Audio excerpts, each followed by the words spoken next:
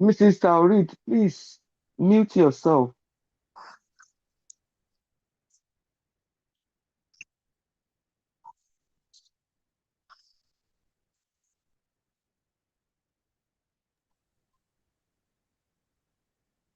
Baynakum. Salamu alaikum.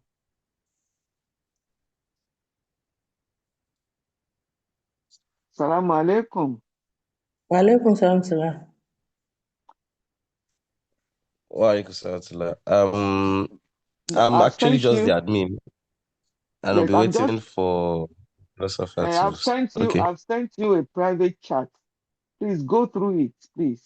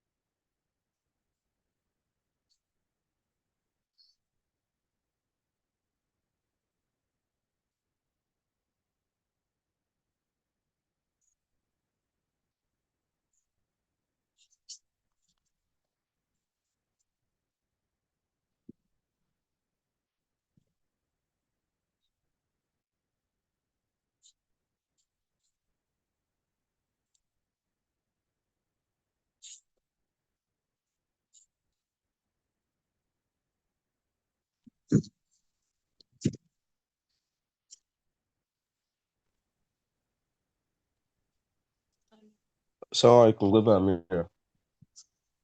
You replied your message already.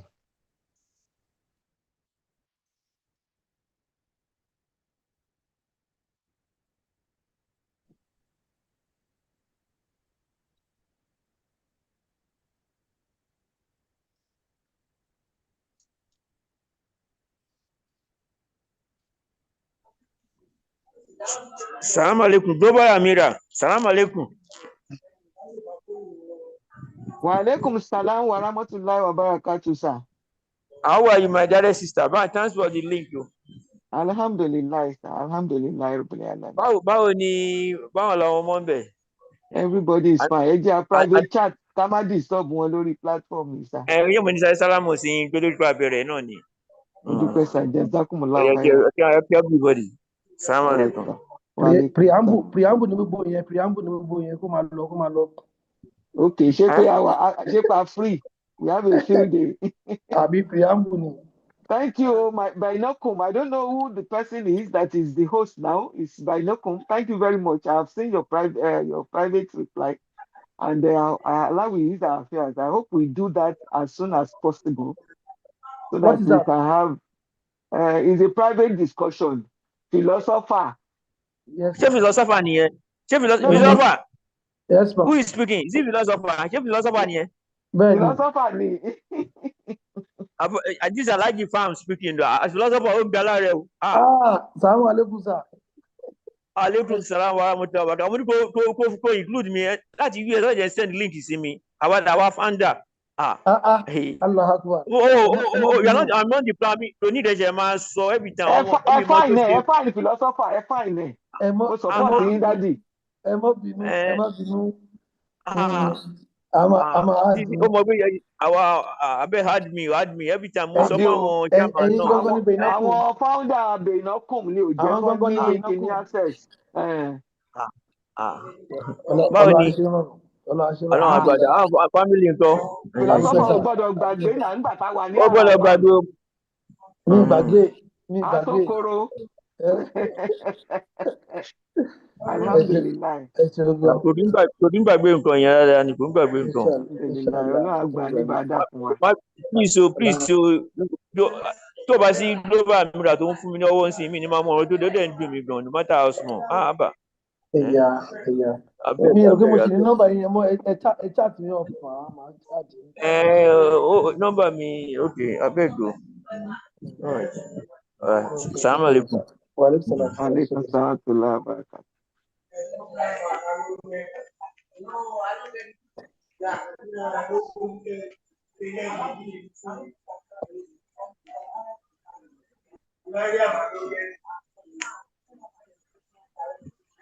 So, all the time on TVC.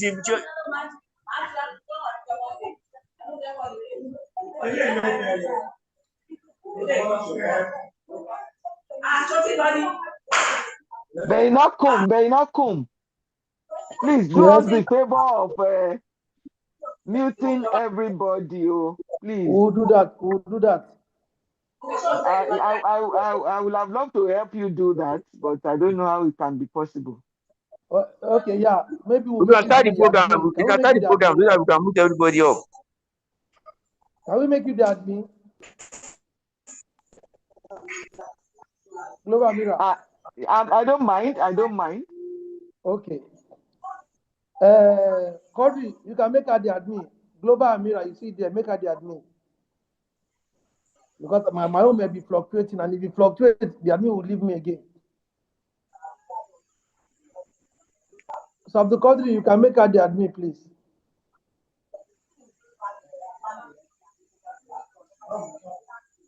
Abdul Qadri, are you there?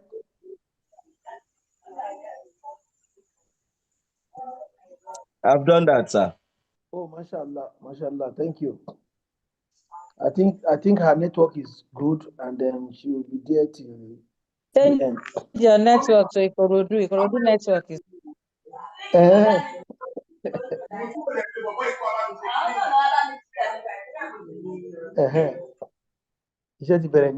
Mashallah. All right.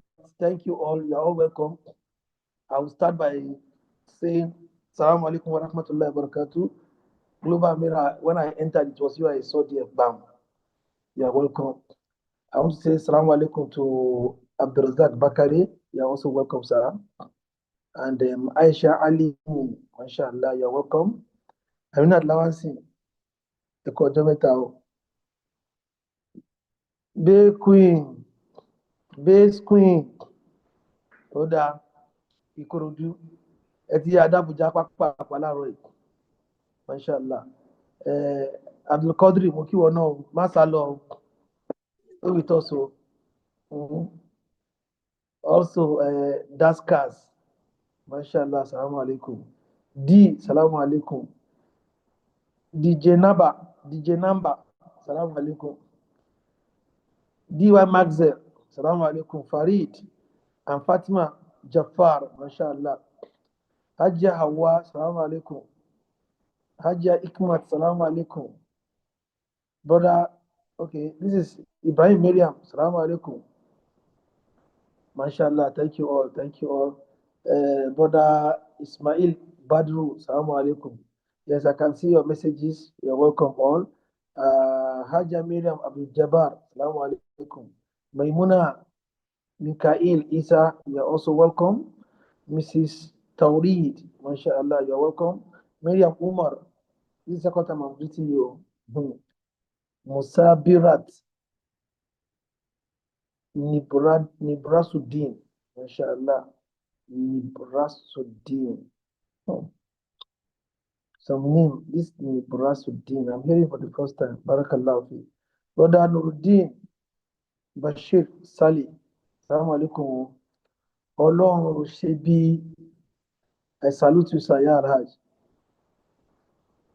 Hajar Ahmad Mohammed. Assalamu alaikum. Our powerful brother Sanusi Saeed Oladimeji. Assalamu alaikum. Shakira na Allah. Sokoto or Kwara, where are you? Shakira na Allah, mashallah, you're welcome. Who again? Brother Samsuddin. Oh, Haraji family, mashallah, assalamu alaikum, sir. You're welcome, sir. Shukrat Adebisi Badman. Mashallah, assalamu alaikum. Shukrat Adebisi Badman. Ṣé Shukrat wa náà ni? Allahu alam. Sweet teams. Assalamu alaikum. Ajja Zainab Abdullahi. Assalamu alaikum. Ajja Zainab. Assalamu. And I think we still have Farid the second time. Assalamu alaikum wa rahmatullahi wa barakatuh. As we all know, as Ustaz enters, we will start with immediate effect. So I think you can start recording now.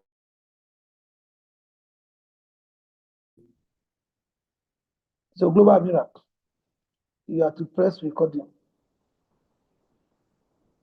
so that we can just give a little bit of summary, and we await the arrival of Ustaz. Somebody is raising his or her hand. You want to say something? Oh, mashallah. All right. Today's topic, we all know today's topic. No, I don't even know the topic. What is the topic? Can somebody remind me of the topic?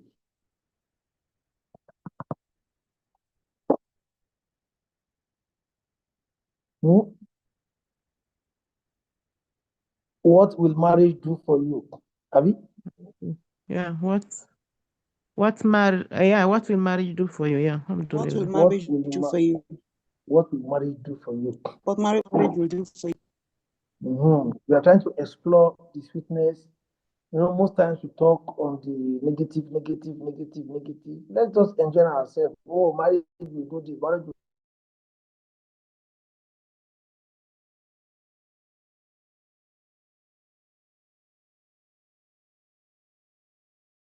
do that. Let us enjoy ourselves and be happy. You know.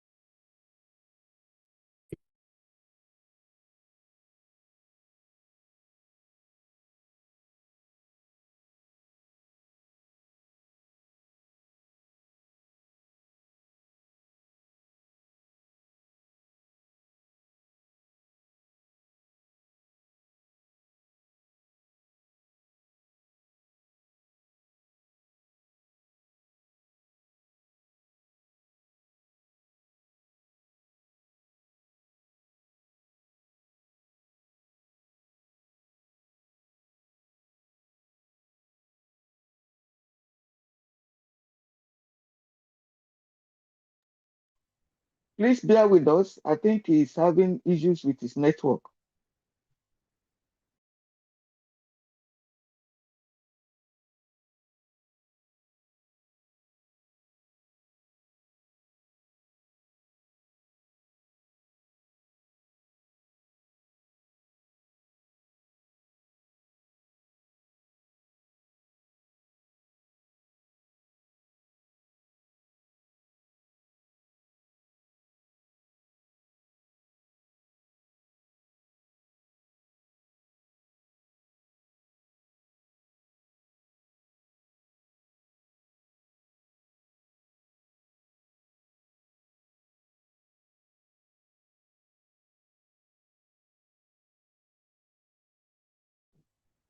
Thank God I'm not the admin. I'm the admin now. This one will have gone again. All right. We're just trying to talk about the positive psychology, all the positive things about marriage. It's not all that will be saying, yeah, yeah. Let's laugh, let's enjoy it, let's see what is the enjoyment therein. Today I have seen severally, before it was 1, 2, 3, but now I've seen severally someone want to get married, but there is no that joy inside him or her that I want to marry. You understand? Before we see the joy, in fact, the joy will lead to the tears of joy. The joy will now lead to the tears of joy, where they will be happy, they will be crying. You think that the cry is the cry that I don't want to marry, but it's just the cry of joy. So those times, they knew where they are going, they know what marriage will do for them. And when they are entering into it, they enter into it with joy, amusement, enjoyment. Some people will dance, So this, they know what they are going into that marriage for. But today, some people want to get married in just like normal thing, nothing, no any enticement, nothing is, there's no any cockroach in the person's mind. Nothing is just sparkling, So it means that the person don't know what he or she is going into marriage for. And sometimes, if you know what you are going into marriage for, then you will also know what you will be doing, because you have an aim, because you have a focus, because you have what you want to achieve.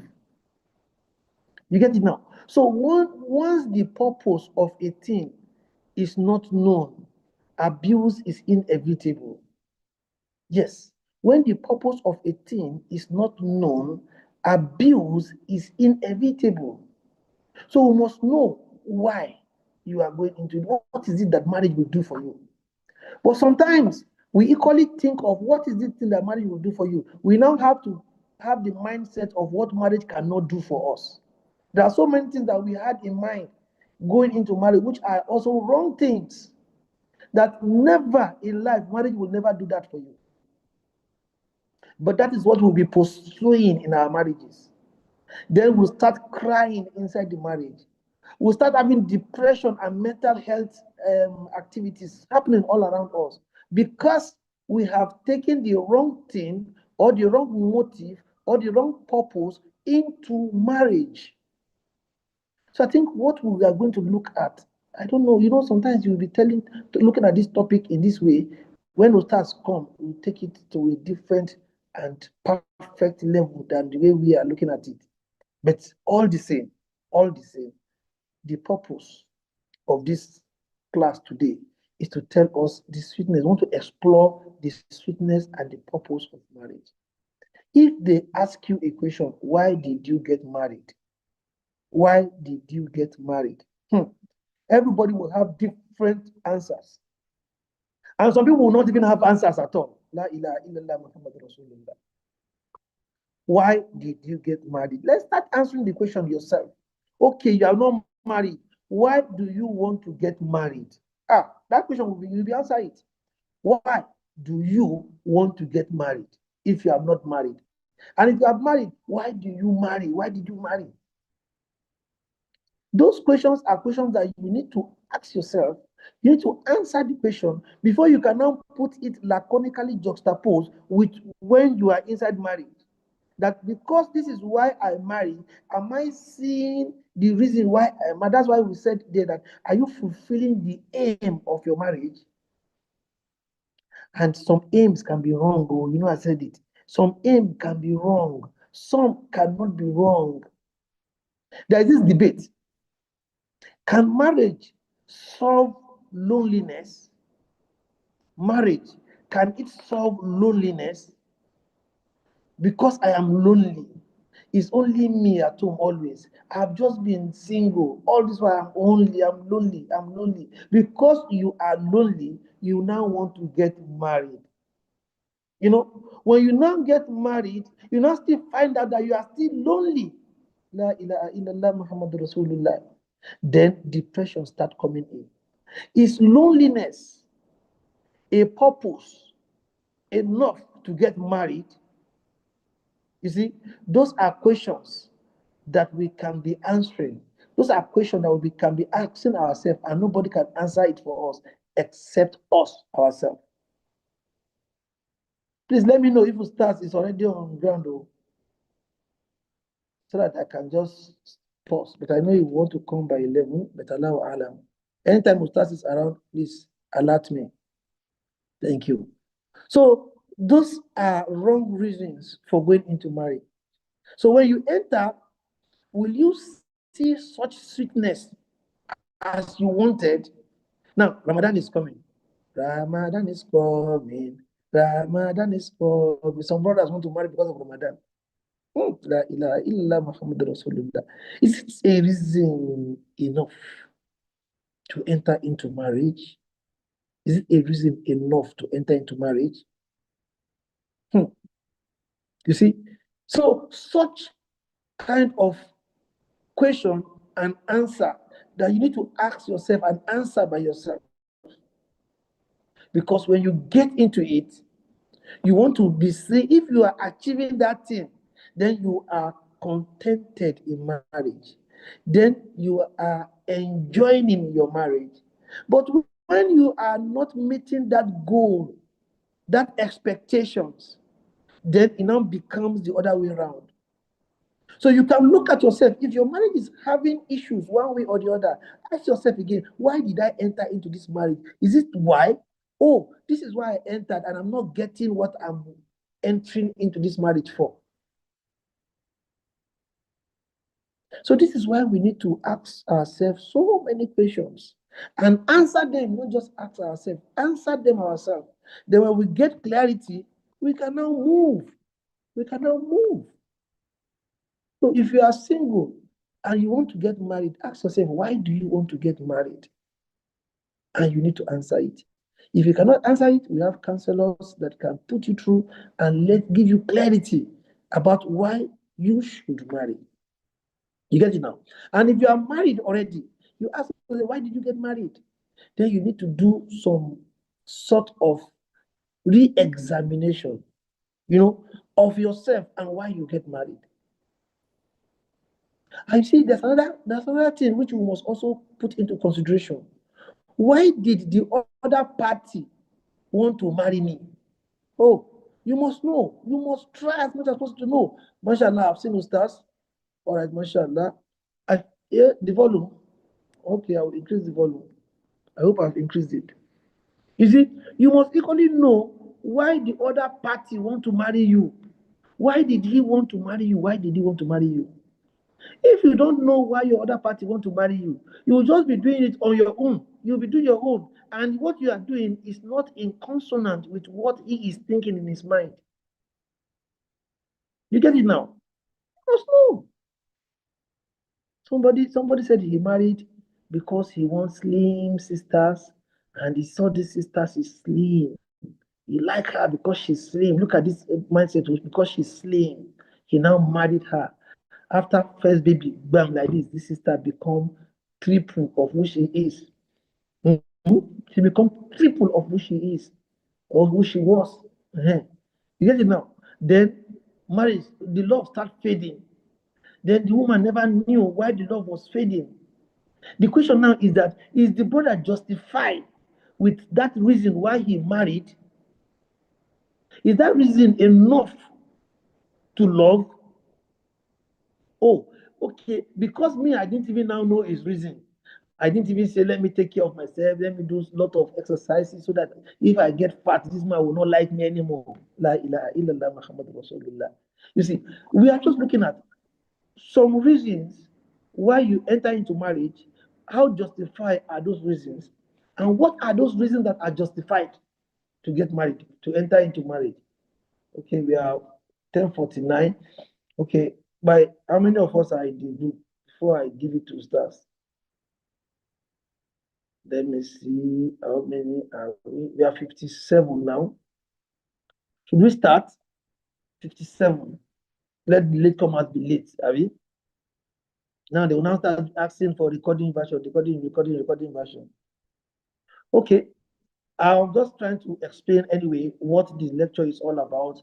If Ustaz goes this way, if you go another way, anyway it goes, is perfect for us, and you will see that yes, this is what we really want to hear.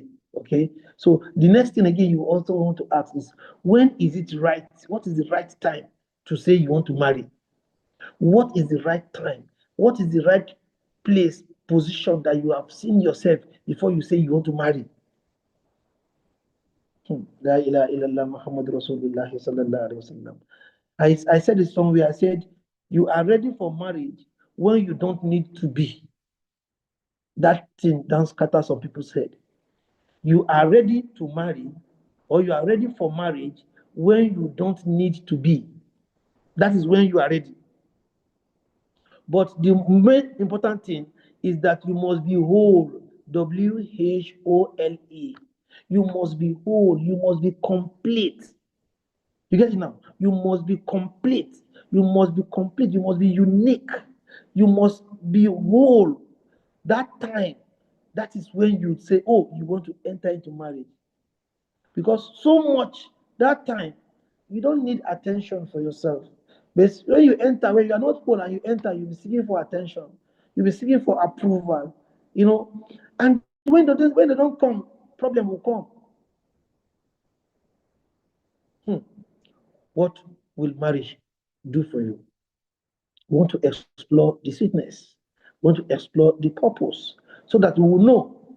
Because what you don't know, as I said the other time, if the purpose of a thing is not known, abuse is inevitable. So inshallah, without wasting much of our time and without keeping Ustaz waiting, I know he's ready, and that is why he entered the group. So let us give space. Let us give the mic. Let us open the floor so that we can sit down and enjoy it. Please, you have to take your pen and paper. If you don't have it with you, I think this time around is studying, not listening. When you listen, you study together with it. You study together. When you now study, you now go again for more research. That's what they call the research. When you get it, it has been searched and the Ustaz has given us. Then we now do research and understand it better. So get your pen and paper with you and try as much as possible to meet yourself so that you don't disturb the group. MashaAllah, I know our Hajjah, Global Amira, is ready. Once you try to unmute, she fire you back. I know she's capable of that position. May Allah make it easy for us.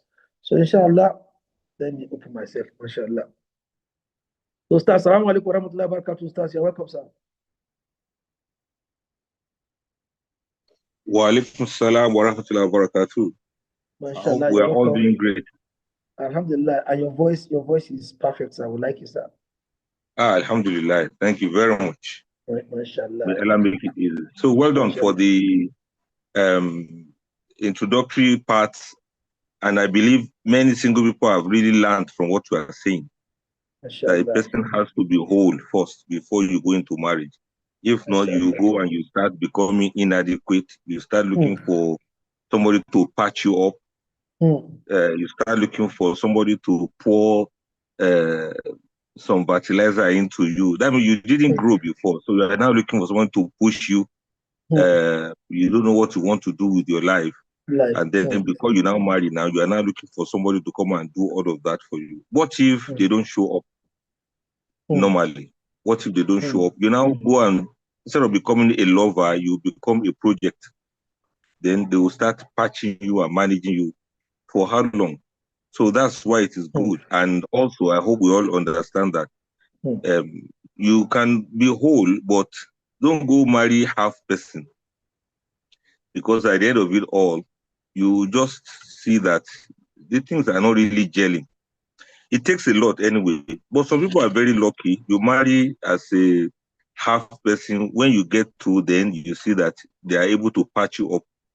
They will patch you up when you are ready to move to, not when you just want to be there looking cute, wearing makeup. May Allah make it easy for us. All right, if we are ready, how many are we today? I could see that there's a YouTube version. Yes, sir. People can click on YouTube, right? Yes, sir. They can click on YouTube and join us directly, sir. Okay, that means there are some people on YouTube now as we speak, and there are some people there here. are some people on YouTube. There are some people. Okay, yes, no wonder the number has not reached 100 yet. So that means it's being shared here and there. So everybody pick the one that's convenient for them. MashaAllah, Jazakumullah. All right, when you are ready for us to start, we are going to start. I'm here standing by, inshallah. We are ready, mashallah. We are ready. Oh, okay. All right, let me off my video. Once you are on, everybody is on for you. Yes, sir. Oh, subhanallah. Sorry, I was just playing around. Okay, let's start, inshallah. Yeah. I will switch off my video so as to get some good network and so that I'll be able to focus a lot more on my thoughts without thinking that, okay, I should be looking at you in the camera and things like that. I just want to speak, how do they put it now? Yeah, I just want to speak freely without editing myself, without wondering whether you are looking at me or things like that. And if in the midst of it all, I need to take tea, you will not know when I quickly take a sip, something like that. All right, so let's go there now, inshallah. It's a very beautiful topic. Jazakallah khairan. May Allah reward you and your team. So I'll off the video now. Please bear with me. You can be seeing a philosopher's face in the YouTube, or maybe you put Baynakum banner on the YouTube as we are speaking, since my face may not show, but hopefully the voice will show, inshallah. Jazakumullah khairan. All right, let's start going there now gradually. May Allah give us the blessing and may Allah reward us all abundantly for the little contribution we're able to make. May Allah forgive us wherever we are wrong, and may Allah make this to be a source of guidance and mercy for all of us. May Allah, all of those who are within Nigeria, in diaspora, wherever you are, may Allah bless you, may Allah support you. May Almighty Allah answer all of our prayers. As we gather here every week, may Allah make it be a gathering of success for all of us. And like I normally say, the topic of today may just be one single person that Allah will give the benefit to. So maybe it is you that Allah is going to bless with what we are going to say today. It is going to be useful for you, particularly. It's going to be useful for all of us too. It's also going to be useful for humanity generally. The lecture, I believe it is being recorded. Who knows? Maybe apart from those of us that are here doing these things together, maybe there will be some other people that will listen to it and it's going to change their generations and generations to come. But you will just think you are only listening to the lecture. You will not know that you're actually a participant. You are part of the reason why the lecture is holding, part of the reason why the lecture is taking place.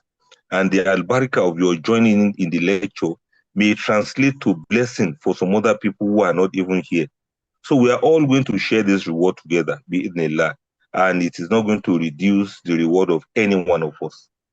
So on that note, let's get down to business now and go into the topic of the day. أعوذ بالله من الشيطان الرجيم بسم الله الرحمن الرحيم إن الحمد لله نحمده ونستعينه ونؤمن به ونتوكل عليه ونعوذ بالله من شرور أنفسنا وسيئات أعمالنا من يهدي الله فلا مضل له ومن يضلل فلا هادي له وأشهد أن لا إله إلا الله وحده لا شريك له وأشهد أن محمدا عبده ورسوله.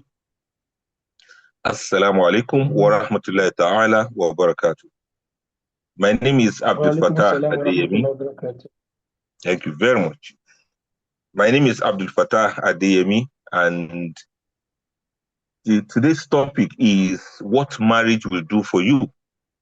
It is reaching you from the platform of Baynakum Family Counseling Center. What will marriage do for you? It's a question, actually. And if we say what marriage will do for you, it's a pointer to say, okay, these are the things, or this is what particularly marriage will do for you. Incidentally, marriage is going to do a lot more for you than what we are going to be talking about now. But I need you to listen attentively, pay the attention, and who knows, you may be able to find what exactly marriage will do for you. Once you know that, you'll be expecting it. And once you know it, you'll be cultivating it. Once you know it, you'll be attracting it.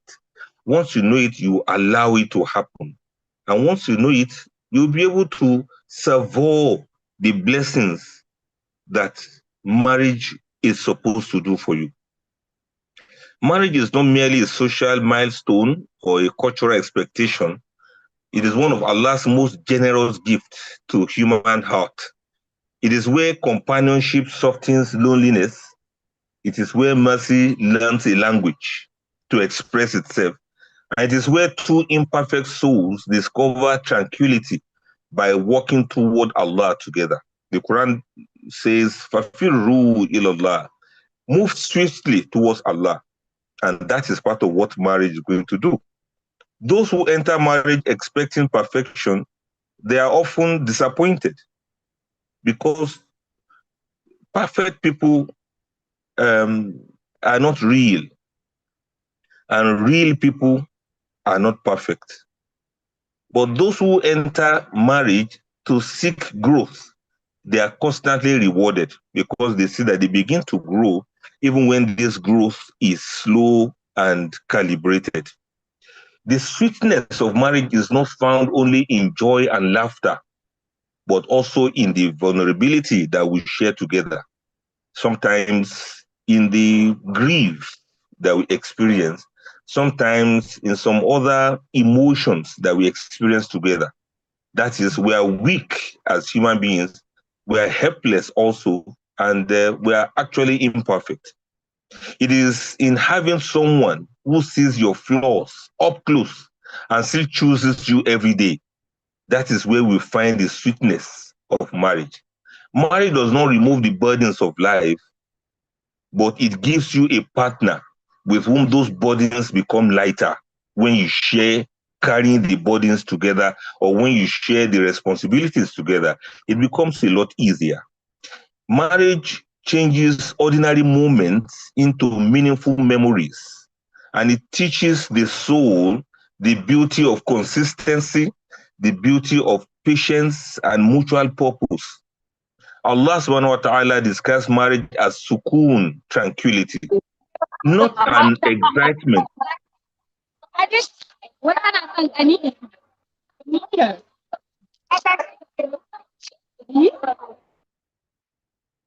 Allah subhanahu wa ta'ala describes marriage as sukoon, that is tranquility. Allah didn't describe marriage as an excitement without end, but a deep emotional rest. Tranquility will give you that rest. It is a trip of becoming. Becoming what? Becoming more patient, becoming more generous, becoming more self-aware, and becoming more God-conscious. That is what the trip, the journey of marriage is all about. You are becoming something else. And what you are becoming something better and better. Through marriage, a person learns how to love beyond ego. They learn how to forgive without keeping score. And they learn how to grow without losing themselves. When you understand marriage very well, when you understand it correctly, you see that marriage does not take away your freedom. It refines it. It does not weaken you. It matures you. It does not complete you per se. It helps you to become who you are meant to be.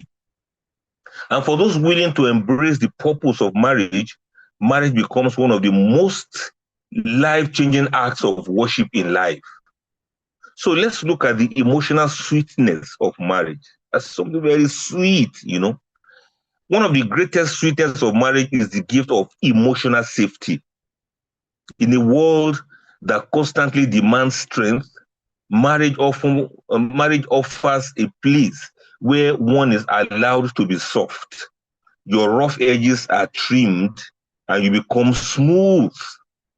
It is the relief of coming home to someone who understands your calm, someone who recognizes your exhaustion and cares enough to ask, "Are you okay?"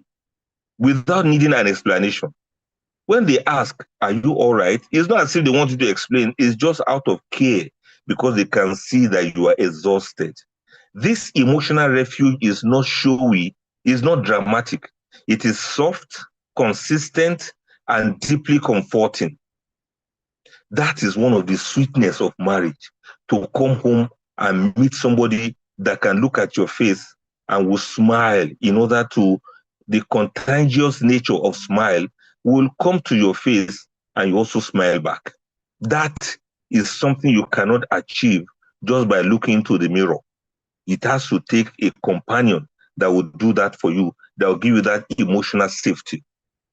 Another way through which marriage sweetens our life is through companionship. It changes solitude into mutual experience. You know, meals taste better when eaten together. Worries feel lighter when spoken aloud.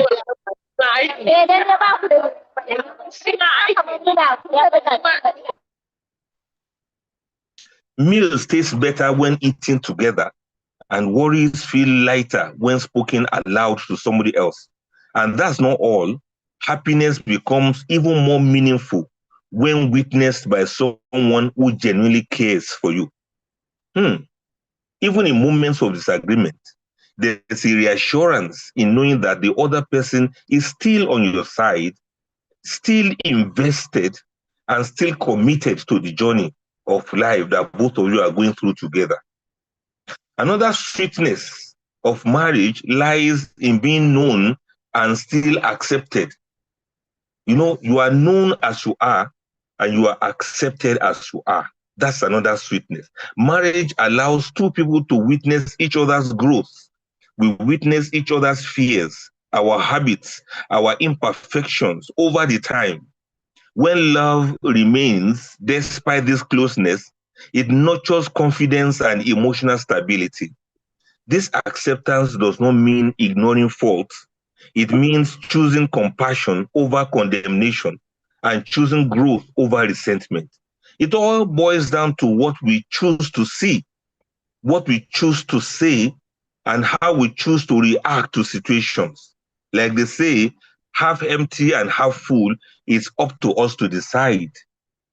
And maybe the most profound emotional sweetness of marriage is that it teaches the heart how to love deeply and responsibly.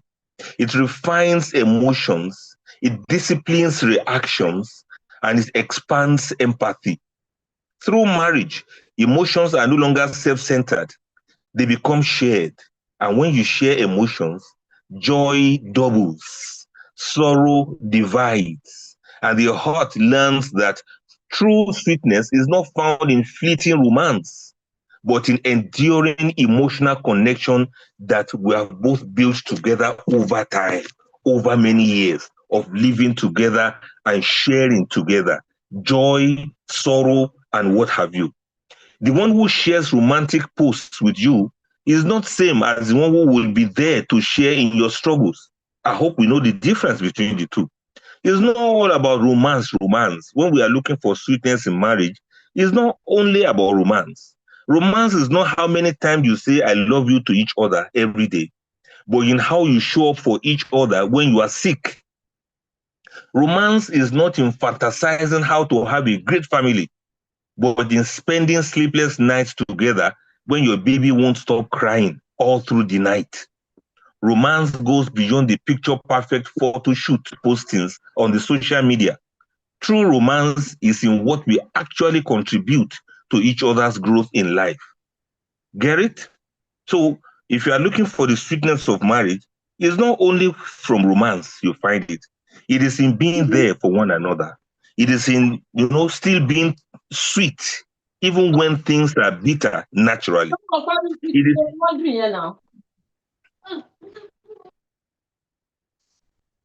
It is in being sweet, even when things are difficult for both of you, and being there for each other. Marriage can also become sweet for us, being a spiritual growth. We grow in marriage. That's one of the things that marriage will do for you. Marriage is not only an emotional excursion, it's an intense spiritual training ground.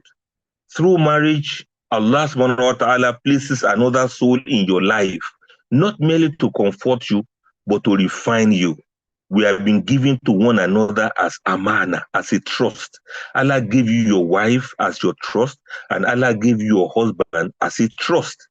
Every act of patience, even when you are really pissed off, every moment of restraint when you want to lash out, every choice to forgive instead of retaliate becomes an act of worship on its own.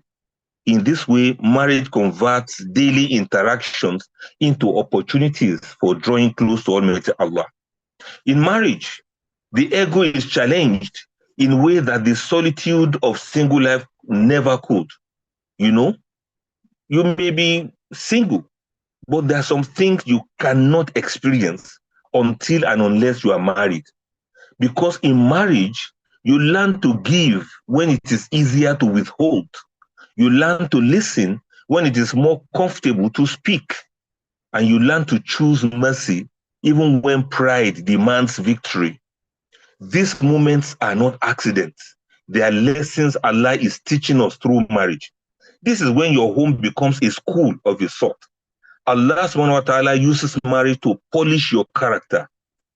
That is, you are more grateful and you are more graceful. You are more civilized. You've got more finesse. You've learned more humility. You are better with your self-control. And you have mastered sincerity through lived experience rather than theory. Marriage is meant to make you be a better person. You no longer shout. You don't get angry anyhow, because if it is for anger, there are many things that always get you angry. So you've learned to kill your anger, and you have learned to embrace forgiveness. You've even learned to overlook some things. You've also learned to hear some things and remove your ears from there. And you have learned to know some things and still love your partner regardless of what you know. Still on your spiritual growth, marriage also strengthens consciousness of Allah by making accountability unavoidable. A spouse witnesses your habits, they see your reactions, and they know about your consistency. No performance, no pretense, no editing, no filters. One cannot pretend righteousness at home for long. This exposure encourages sincerity in faith. It pushes couples to align private behavior with public devotion. For many people, marriage becomes the mirror that reveals where faith needs to be strengthened. And that's to say that, look, you can't pretend for long. If you're a righteous person, marriage will let us know you are truly righteous. If you are not righteous, it will show. You become more accountable because there's no performance. You can't be pretending forever. If you are somebody who is very insulting, then we know. By the time you get married, you see yourself. And above all, marriage teaches that love itself can be an endeavor in spirituality. Marriage shows us that love is a spiritual thing. It is an act of worship. It is not just a biological thing. It's not just chemical components. It's not just the serotonin or some other, chemistry that you felt for one another. It's a spiritual thing. And that's why love itself can be an act of worship. It provides emotional support. It fulfills rights, and doing all of these things, including showing kindness and maintaining justice within the home, All of these are all deeds that are beloved to Allah.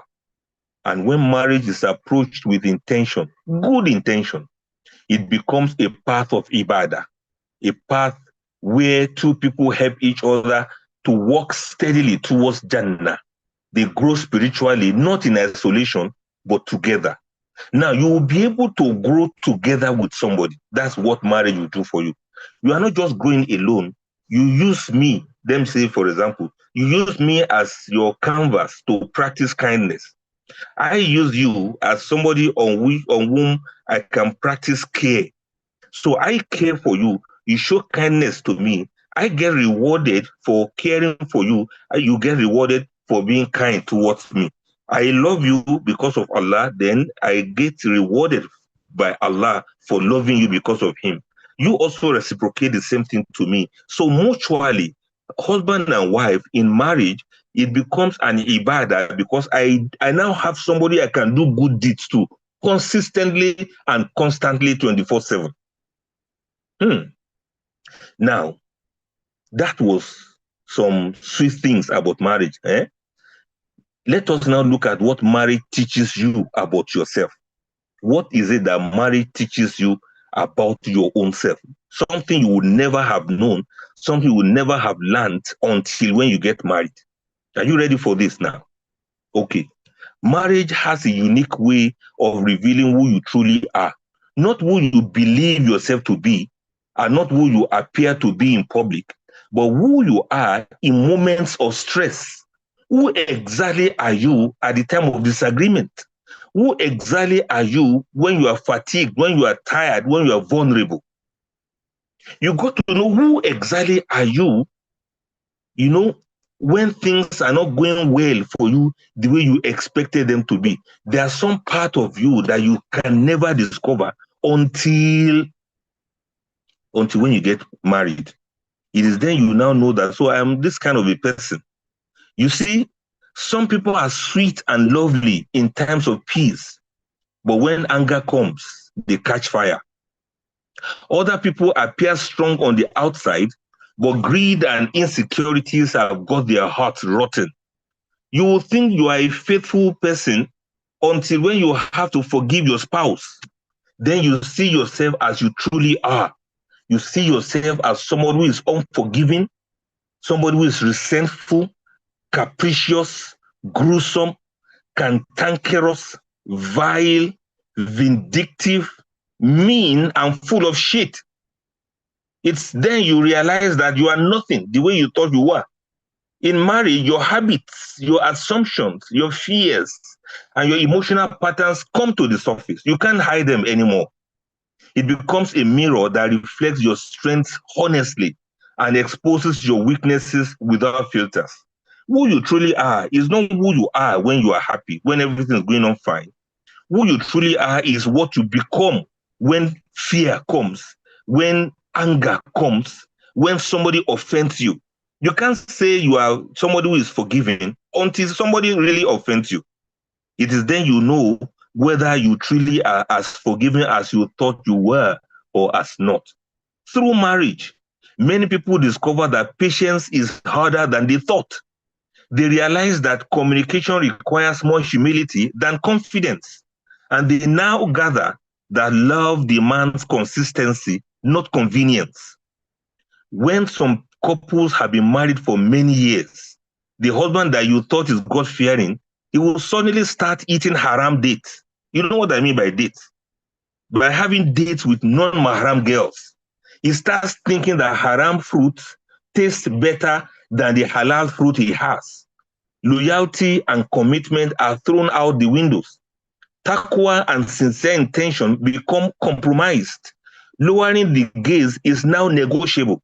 Somebody that is blinded by greed, by cupidity, by infidelity, and discontent with what he has, will now start hiding behind polygamy to deceive his wife that he wants to marry a second wife. Now you see, love doesn't lie, but people can lie with love. And I hope that doesn't resemble someone you know. People who will say they have God fear in them, but after a while, they begin, eating forbidden fruit in the dark. and then they come to the open and pretend as if all is well. If not for marriage, even you too, as a man, you think you have fear of Allah in you, until when you get married and you have to lower your gaze and you have to be contented with your wife. Talking about contentment, some ladies have been hearing the word contentment since when they were born, but they won't truly understand the meaning until when Shaitan starts brandishing some supermen to them on the social media. Super sheikhs, super imam, supermen, super celebrities. They now prefer those perfect husbands from paradise. They prefer them above their own husbands. After a while, a lethal mix of rapacious gluttony and treacherous perfidy makes them to jettison a marriage in which they never invested anything in the first place. They have nothing to lose because they never had anything at stake from the onset. Marriage is lifelong commitment, not a temporary convenience. Get it? So you get to see that gluttony, the one they call longer throat, is what will be disturbing a lot of people that thought they understood what contentment is all about. However, marriage teaches you how to handle disappointment, how you respond when you are misunderstood, and whether you choose growth or defensiveness when corrected. And you know, some people don't do well with criticism. They can't handle disagreements. They are not teachable and they are not reformable. You read meanings into everything. That is your problem. That is why many people are not enjoying the sweetness of marriage. But marriage is going to teach you about your own very self. With marriage, you now know that you read meanings into everything everybody says. Your spouse can't even play with you. Your spouse can't crack joke around you. You overthink and you overanalyze. You assess till you are depressed. You are obsessed till you are possessed. Then you realize, to your dismay, that your self-serving intelligence is not getting you anywhere because you are being too smart to enjoy a happy marriage, too smart to enjoy marriage. In marriage, you can know your right, but you may not know any peace. Should I say that again? You can know your right, but you will know no peace. In marriage, you can demand for justice and still be wrong. In marriage, you can say, this is what I would rather do. You can say, this is what makes sense to me.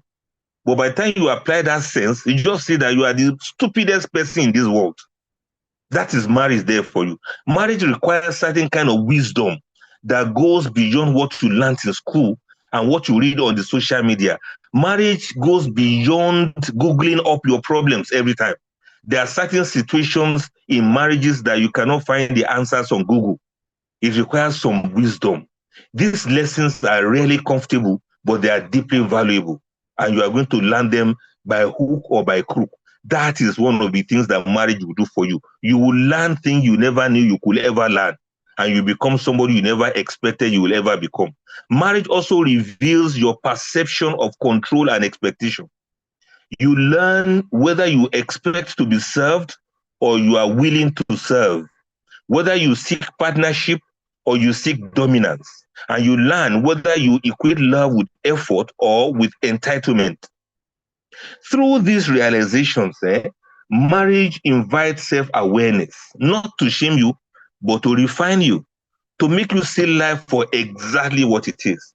And perhaps the most important lesson marriage teaches us is that personal growth is not optional. Yes, you can't just be there now and be looking cool, looking fine, applying makeup, looking like wooden toy. That is not all about marriage. You can't just be there forming men around the messenger, doing nafila, doing tahajjud, fasting every day, and not doing other things for yourself in life. You cannot remain emotionally stagnant and expect a marriage to flourish. Marriage is work. Through love, through conflict, through forgiveness, and through compromise. Yes, sometimes compromise. Marriage will gently but persistently push you. It will push you to become more self-aware, and you become more emotionally intelligent if you allow yourself to learn. And in fact, you become even more accountable. And in doing so, it helps you to meet a better version of yourself, one you may never have discovered alone as a single person. It's until when you get married that you actually see all of these things, that you are not actually growing. You thought you were growing, but you are not growing. But when you are inside a marriage, you get to see whether you are growing or not. And this reality is going to dawn on you whether you are ready to accept it or not. Now, let me explain to you why I said earlier that marriage is lifelong commitment, not temporary convenience. That is, marriage is a long-term investment, not a transaction. You want me to say that again? Marriage is a long-term investment and not a short-term transaction. Many people enter marriage with a transactional mindset. That is, I give, so I must receive. You know, that kind of a thing. I give, so I must receive. I commit to this marriage, so I must be rewarded. You know, I show love, then it must be reciprocated. When expectations are framed this way, disappointment is almost inevitable. You are going to be so disappointed, to the extent that your name will become Mr. Disappointment. Marriage was never designed to be a short-term exchange of benefits. It's a long-term investment of effort, of patience, and intentional growth. Its rewards are not always immediate, but they are longer lasting. Like any meaningful investment, marriage requires consistency before results become visible. It's like you are investing in a business. It's not every time, it's not all of a sudden that you start getting dividends from your investment. Sometimes you have to wait. Just like marriage too, sometimes you have to wait. You have to be consistent about it before you start seeing results. Some seasons demand more giving than receiving. Some seasons demand more patience than pleasure, and sometimes it demands more endurance than ease. These phases are not signs of failure. They are part of the process through which trust, depth, and resilience are built. A transaction ends once the exchange is complete, but marriage matures through time. Marriage matures through shared history, and marriage matures through perseverance together. It takes time for marriages to mature. An investment mindset shifts the focus from entitlement to contribution. You are not saying, okay, this is what I'm supposed to get. No, you are looking at, this is what I'm supposed to contribute. So instead of asking, what am I getting? The question becomes, what am I building? Every act of kindness, every difficult conversation handled with respect, and every sacrifice made with sincerity adds value to the relationship. And so, over time, these deposits compound into emotional security, into mutual understanding, and companionship. Yes, trusted, tested, and trusted companionship. Marriage rewards those who are willing to think long term. It is not sustained by constant excitement, but by commitment. You are not going to be excited every time. Sometimes you just have to be committed, and you have to continue to be committed. Sometimes you can only sustain it not only through commitment, but through vision. What are we going to do? What are we going to become? What do we want to do in the next 5 years? This marriage, what is the purpose, and what are we looking forward to achieve in the next 10 years of this marriage? That is what marriage will teach you. When couples understand that marriage is an investment rather than being a transaction, they stop keeping score and they start building legacy. Instead of fighting and quarreling, people settling quarrel for you every day. We are fighting today. We are keeping malice tomorrow. My husband is looking at me, and my wife is not talking to me. Instead of all of those ones, keeping scores, why don't you just start building a life together? Start discussing what businesses are we doing. Start discussing what are we investing in. Start discussing how will life be a lot better for us. That's what you should be doing now. All you know is quarrel and fight. Quarrel. You will go to meet counselors to come and settle quarrel, to come and resolve conflict, to come and address trauma, to come and cure madness every time. but you will never go to an investor to educate you on what to invest on. You not go to a successful business person to teach you how to do good business. What is wrong with you now? So if you are able to understand that marriage is not keeping score, but building legacy, that shift lies in that shift. You find one of the greatest sweetness of marital life. That is knowing that what you are nurturing today will serve you both for a lifetime. When as you are married now, your children are growing. Have you ever sat down to say, okay, when these children actually grow up and they all, finish school, they get married, they have their own lives, the two of us, what will we be doing? What will become of us? Have you ever thought of that?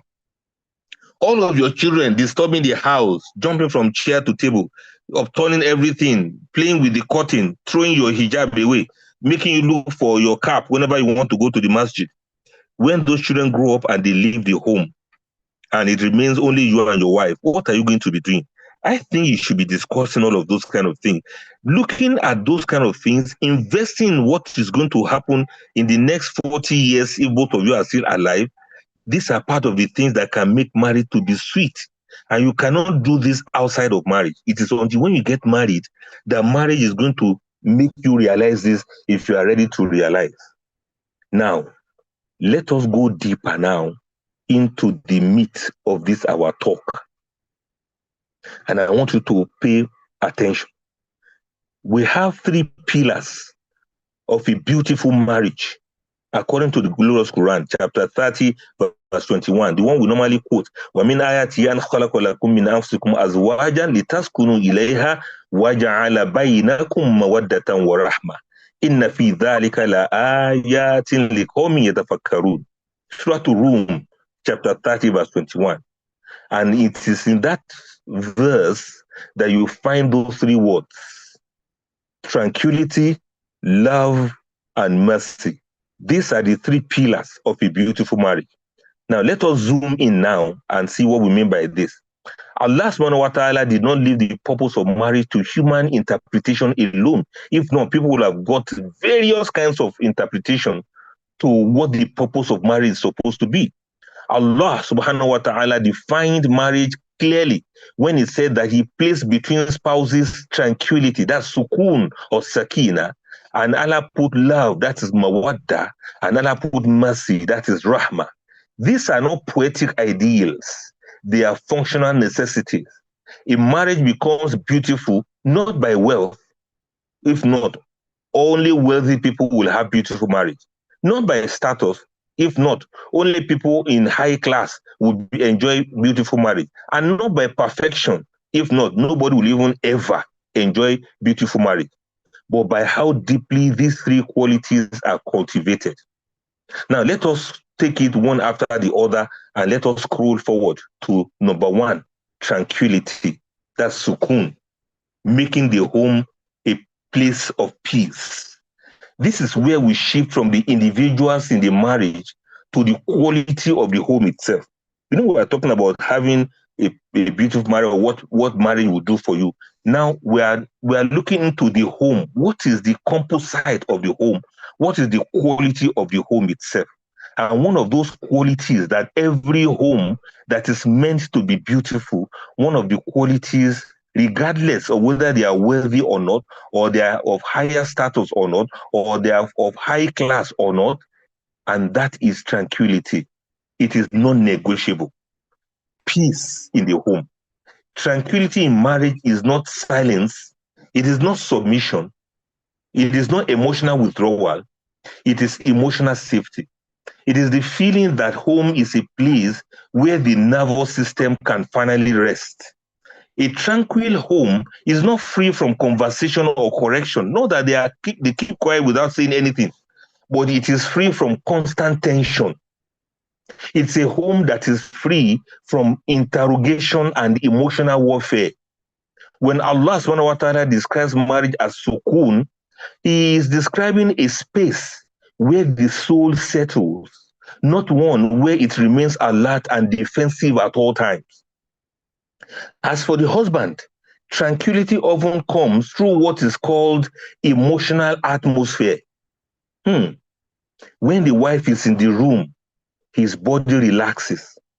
The husband does not feel like he is walking into a courtroom where every word will be examined, where every statement is misunderstood, or where every word of his is used against him later. He does not feel forced to compete with her phone or with her mood swings or with her ego for attention. He is not constantly required to defend himself or explain his existence. He doesn't have to answer questions or respond to interrogations. He will not be coming from outside and he'll be thinking of what to explain. As in some cases, as soon as the husband enters, the first thing the wife asks is, where are you coming from? And then she would make him to have to start explaining where he has been, what he has done, who he has talked to, whether he's coming from the masjid or not, whether he met a friend or not. Then a man that is supposed to be coming home to rest for the sake of Allah is coming home to relax. But what he meets is not just questions. These are more or less like interrogations, the way you interrogate criminals to confess. A good woman brings peace into her husband's life. Her presence brings excitement, not anxiety. Her company brings connection, not confusion. Her words bring clarity and hilarity, not gloom and doom.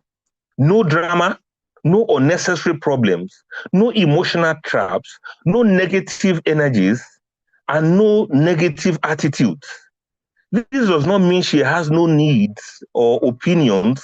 This does not mean she doesn't have anything to say, but it means she communicates them with wisdom, with good timing, and with emotional intelligence. And at the same time, tranquility in the home is not the wife's responsibility alone. The wife also needs peace to thrive. A tranquil husband is emotionally available. He is psychologically consistent. He is not mad today, well tomorrow. And he is safe to be with, not mean and dangerous like a broken bottle. He does not rule through fear. He doesn't rule through cold shoulder or silent treatment or some unpredictability. He provides stability, not only financially, but also emotionally. His wife does not feel like she must beg for attention or that she must walk on eggshells or compete with his ego or with his friends or with his work or his life distractions. The wife doesn't have to choose between him and his friends. The wife doesn't have to choose between him and his work. This good husband listens without belittling. He corrects without humiliating. And he leads without intimidation. When he enters the room, it is like light enters a dark space. He has a portable sunlight that he brings with him into the home. And you can see the radiation on his face that is manifested through his smiles and demonstrated through his generosity. When his presence is registered, the wife basks in a spotlight. The wife suddenly becomes the center of attention. She feels highlighted, not deleted. She feels secure, not small. She feels elevated, not erased. Both spouses must understand that tranquility is created through daily choices. Your tone of words, the timing of saying what you want to say, how problems are raised, the context on which you build your discussion. All of these are very important for a home to be peaceful. A marriage loses tranquility not because issues exist, but because issues are handled without mercy and without wisdom. We want to say something, we just drop it on each other like that, without weighing the mood, without weighing the way the other person will receive it. Constant complaints, unresolved resentment, sarcasm, emotional withdrawal, or passive aggression, all of these, they are poisons to the sukoon, to the peace and tranquility. So peace is not accidental. It is maintained intentionally. In other words, tranquility grows when both husband and wife decide that my spouse should feel safer with me than with any other person in this world. when that intention governs words and reactions and behaviors, the home becomes what Allah intended it to be, a place where hearts rest, where love deepens, and where marriage feels like relief, not like labor. That was the first pillar of a sweet marriage. And here's the second pillar. Let us scroll now to pillar number 2. Love, al-mawadda, making affection intentional and visible.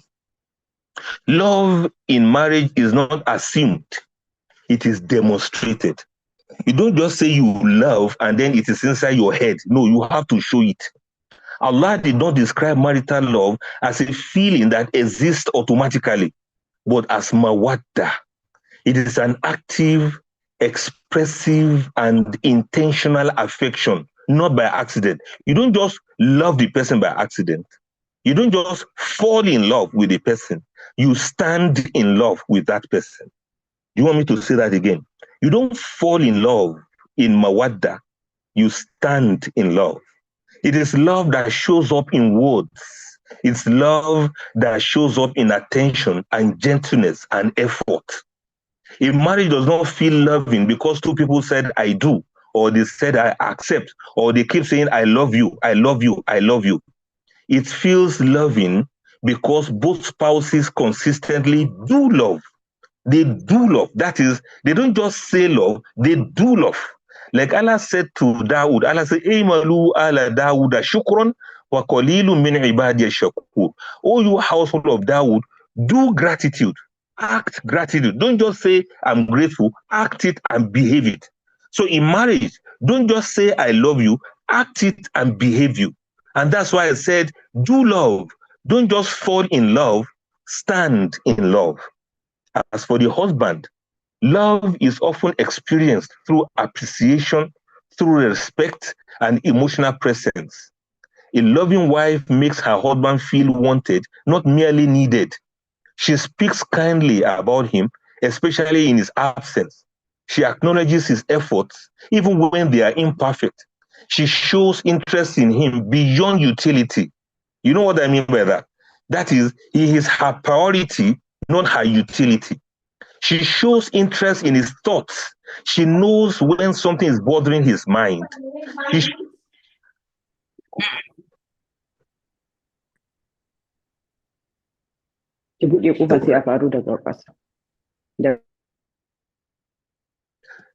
So she speaks kindly about him, especially in his absence.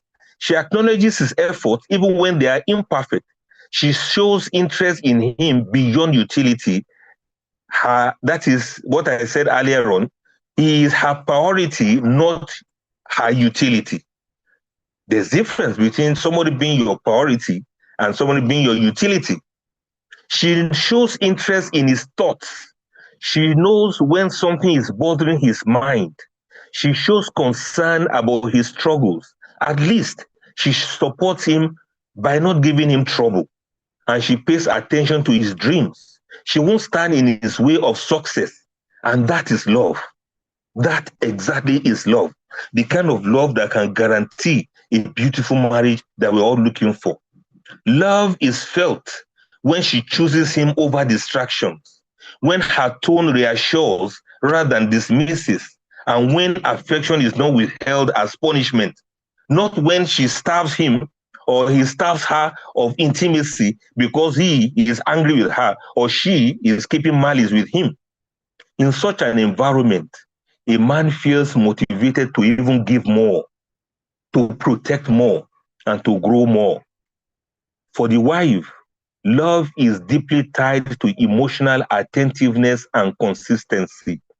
Mr. Husband, listen to this. A loving husband is not emotionally absent, is not psychologically unpredictable, and is not emotionally harsh, is not irrationally harsh with his wife. He communicates affection through presence, through reassurance, and gentle leadership.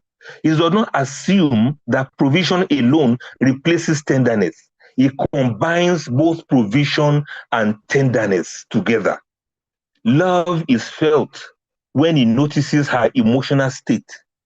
That is when your wife actually feels that you love her. You understand what I mean? Love is felt when you notice her emotional state, when the husband checks in without being asked, and when the husband expresses care through words and action.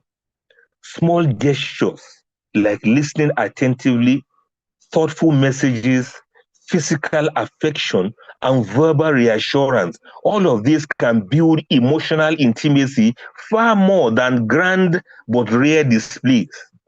Both spouses must understand that mawadda thrives on intention, not mood.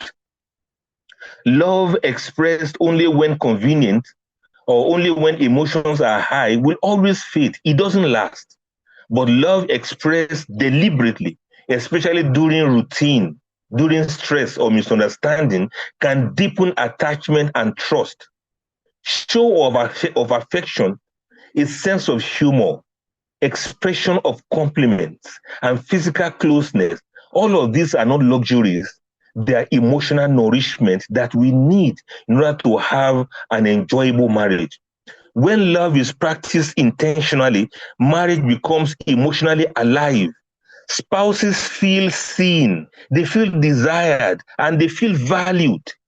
Mawadda turns companionship into connection, and it turns routine into romance. And when love is made visible, it protects the marriage from emotional starvation and reminds both hearts why they chose each other in the first place. As we are talking about love, let us pay a special homage to this mawadda that Allah is talking about. Al-mawadda is not flamboyant, yet it is unmistakable. You can't miss it when it is being shown to you and when you are showing it to others. It does not announce itself with perfection, but it reveals itself through presence. Love is where the heart remembers how to breathe. Not the love that flatters the ego, but the love that gives you peace of mind. The love that corrects you gently. The love that awaits when you are slow. The love that holds you when the world demands you to be strong. Love is not the absence of struggle. It is the decision to remain kind within it. It is choosing softness in a hard moment. It is choosing understanding over victory. It is choosing we when me feels easier. In marriage, love is found in the ordinary, not in usually the grandiose or the expensive things. It is found in listening without scrolling. It is found in touch without demand, in silence that feels safe, in laughter that heals all tiredness. It is developed slowly through consistency, not consumed quickly through excitement alone. If you have lost your way in life, just go to where love is. You will be welcomed regardless. If your heart grows heavy with burdens of life, return to love.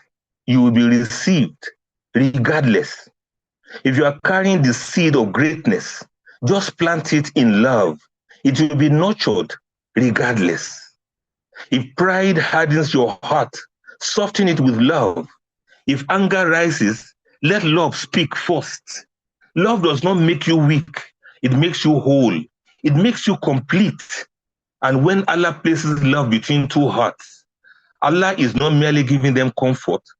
Allah is giving them a path back to themselves, a path to one another, and a path towards Allah subhanahu wa ta'ala. That, ladies and gentlemen, that is love.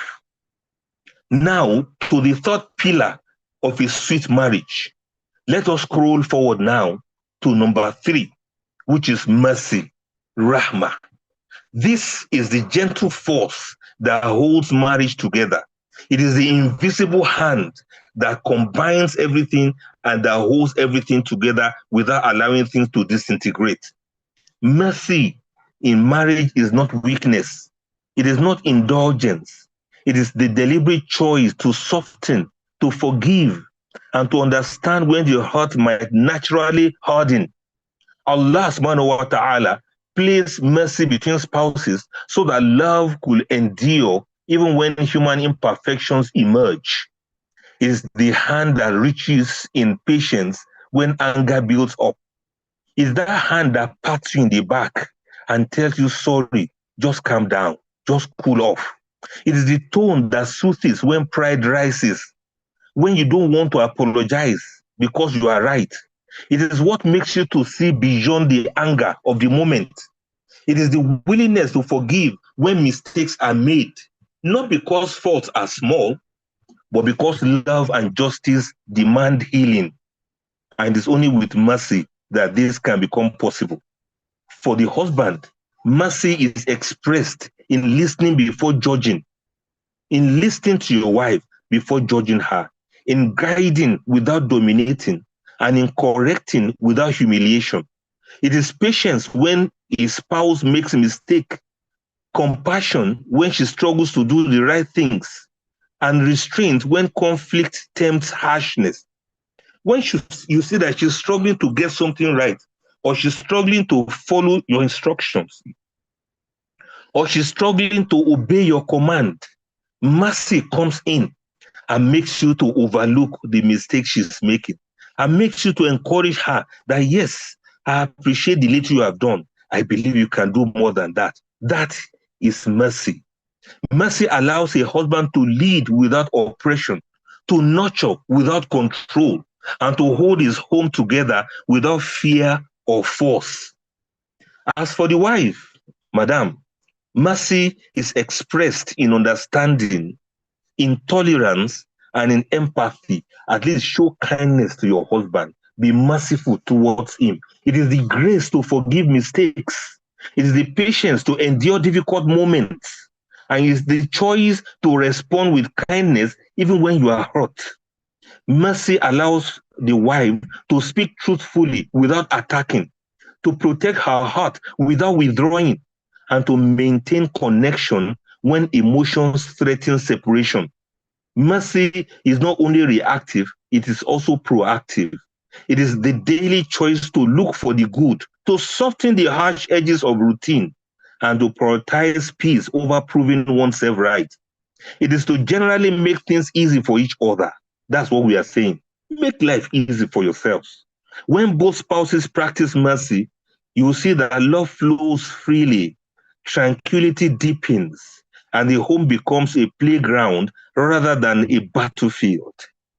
And again, let us pay a special homage to mercy, the rahmah that Allah is talking about. Mercy is the soft rain in a world of drought. It does not announce itself with grandeur, but anywhere the rain falls, it leaves life there. If you need to fix your life, call on mercy. If your heart grows tired, return to mercy. If the words of your mouth are distressed, let mercy speak first. If pride blinds you, let mercy soften your sight. Look at things, like they say, with the eyes of mercy. Mercy is the comforting hand that steadies the trembling soul. It is the gentle word that repairs a broken bridge. It is the breath that reminds the soul that we are human and we are capable of divine compassion. We are human. We can make mistakes, but mercy is the one that understands that. In marriage, mercy is the space where imperfection is allowed, where faults are forgiven, and where love does not demand perfection to survive. It is the invisible hand that holds two souls together, stronger than anger, firmer than pride, and more sustaining than passion alone. When Allah places mercy between hearts, when Allah actually makes you and your spouse to have the capacity to show mercy to one another, Allah has not only given you a spouse, Allah has also given you a refuge. Allah has given you a home, a companion, a soulmate. Allah has given you a path back to patience, to gratitude, and to Him. There's hardly no way. In fact, there's absolutely no way that both of you will not meet the mercy of Almighty Allah. Because you are merciful to one another, Allah will have to show mercy on both of you. It is not just a motivation. This is a law of Almighty Allah. Man la yarham, lam yurham. Whoever cannot show mercy to others, mercy will not be shown to them. So if you are merciful to your spouse, and your spouse is merciful to you, how then will Allah not show mercy to both of you? This is what you should look for, dear husband and wife. This is what you should strive for. Build your marriage on these three pillars, and they are very important. However, after all said and done, I want to call our attention to something very important. And what is that? Knowing who you are with. That is, we have seen love, mercy, and tranquility. How will you know who you are with? What if you love somebody and they don't have the capacity to love you back? No. Don't get it again. It's not that they don't want to love you back, but they just don't have the capacity. They can't do it. They want to do it, but they can't love you back. What if you show mercy to somebody and they can't appreciate it because they are psychopaths or narcissists? What if you are trying to restore tranquility and maintain peace with a drama queen or a narcissistic husband? Is it possible to establish trust with a paranoid spouse? Marriage is a unification of hearts, but not all hearts are ready to receive. Not all hearts are capable of reflection, and not all hearts are built to sustain love, mercy, and tranquility in the same way. Some are emotional baskets. No matter how much love you pour into them, they are never full. Some others are just hopeless cases. No matter how much effort you dispense into them, they still struggle to respond. They are like lemons dropped into sugary water. Even in sweetness, their bitterness remains. Some habits are deeply ingrained in their psychology. Some patterns are formed over decades, and no amount of intention can instantly transform a soul that won't change. And as the saying goes, a leopard cannot change its spots. In nature, we see similar truths. The river flows where the land allows, but it cannot force the stones to move. The sun shines, but the thorn bush does not yield fruit. Nevertheless, the ocean's waves can touch the shore, but it is up to the sand to either shift or resist the force of the water. Similarly, your love, your mercy, and your tranquility can only be fully reflected in a heart that is ready to receive them. That is not failure on your own part. It is just the reality. Some people are not built, and some people don't have the capacity to relieve love, to reflect love, or to reciprocate love. The more you love them, the more they turn against you. The more you love them, the more they take you for granted. The more you try to give them peace, the more they abuse the privilege of you giving peace to them. And you see that in many cases of people. A woman that is very obedient, loving, and caring, the husband will take her for granted. He will take advantage of all of this love and care. He will take advantage of her kindness and will begin to misbehave. He will start carrying girlfriends up and down. He will start doing infidelity. And sometimes, he will even hide under polygamy. He will say he wants to marry another wife. Not that he really wants to marry. It's just that he's just a longer throat individual, somebody who doesn't appreciate anything good, somebody who takes other people's kindness and, what do we call it? You know, when somebody suffers with you, when somebody endures with you, when somebody accepts everything from you, when somebody accepts you the way you are, you know you are not such a nice person, but your wife has accepted you and managed you like that for so many years. Suddenly, you now take all of those things for granted. You begin to oppress her by carrying girlfriend all around. What is wrong with you? Is brain paining you? Is your brain paining you? You didn't see anybody to borrow your sense that you are being unjust in that way, and that a person that is showing mercy to you, that you refuse to repay back with kindness, Allah will intervene and Allah will intercede. Don't you get it? And in some other instances too, a woman wants love from the husband and she gets it. She wants peace from the husband and she gets it. She wants tranquility. She wants mercy from the husband and she gets it. But unfortunately, she can't handle it. She can't handle that kind of love. The man is too gentle, he's too kind, he's too caring. And because of that, she starts misbehaving. She starts giving him attitudes. She starts commandeering him. She starts dominating him. She starts turning him into a domestic man, a man that has things to do. You make him to do things in the house that even your own house help will not do. Is brain paining you? What's the cause of your problem actually? Look at it now. You found a good man, but you can't handle it. You found a gentleman and you can't handle it. You found what many women are looking for and you can't handle it. You still shout on him. You still talk down on him. You still downplay his efforts on you, and you still have the effrontery to be comparing him to other men. What is wrong with you? Is liver paining you? So what should an individual do when their spouse struggles to give love, mercy, or peace? That is when they cannot reciprocate. Number one, first and foremost, protect your own heart. Ensure that your emotional well-being, your boundaries, and your dignity are maintained and intact.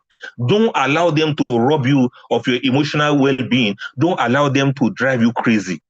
Continue to practice patience because that's who you are. Continue to be kind, continue to be fair, but recognize that these virtues do not guarantee reciprocity. You are responsible for your actions, not for rewriting another person's character. Take that as number one. You can't change people who will not change. You cannot bind what does not cling. You cannot wash the spots off a leopard. What you must do, don't allow them to put their own on you. You are somebody who has been soft-spoken and gentle in your approaches. Now you see they are beginning to make you shout. They are beginning to make you scream. They are beginning to make you keep malice. This is not who you are. Protect yourself. Protect your honor and dignity and draw the boundaries there. There's a reason why Allah gave us this body that we have. This body, apart from other spiritual beings, we are the ones that are so favored. This is part of the karam. This is part of the honor that Allah has done to us as bashar, as people with body. We are not amoeba. We are not paramecia. We are human beings with body and defined shapes. So we have boundaries. Other spiritual beings, they wish they could be like us. That's why some jinns that don't have body, they like to possess people, because they really appreciate the fact that so you can have a body, you can be disciplined, you can be contained, and you can do things in your own way, in your own terms. They respect the fact that we have bodies, and that is why they want to be like us sometimes. And that is part of the ways through which the child of Adam with Bashar is superior to some other creatures of Allah that do not have bodies like we do. And the wisdom behind Allah giving you bodies is so that you can know that you should have boundaries in your life also. Create boundaries. Don't allow people to infiltrate into your peace. Protect your heart. Don't allow them to damage it for you. That is number one thing you should do. If you have married somebody who is not capable of reciprocity, of reciprocity, of love, of kindness, and of mercy, and of tranquility. Secondly, adjust your expectations wisely. Discern what your spouse can realistically offer. Celebrate the small moments of connection, of gratitude and effort, rather than measuring the relationship against ideals that are beyond their capacity. La yukallifullahu nafsan illa wus'aha. Allah has not imposed on anyone except what they can carry. That is a paraphrased translation of that statement in the Quran. What I mean by that is, you know their limits, you know their capacities. Don't over-expect. Don't expect an elephant to fly. Just allow them to be rolling where they are. You know the extent to which they can show love. You know the extent to which they can show gratitude. In fact, some men would rather die than to say thank you. And some women would rather die than to say, I'm sorry. If you know that's the kind of spouse that you have, stop expecting them to be any better. In fact, you should expect them to be who exactly they are, so that whenever they come out in their true colors, you are not going to be disappointed. You already know that that's what they are and that's what they can do. Sometimes what seems like lack is simply a reflection of their own limitations. It could be a reflection of their past trauma or their unlearned patterns. If you see something like that, please adjust your expectations wisely. Don't go expecting romance from somebody who doesn't even know what it means to be romantic. That's what I mean.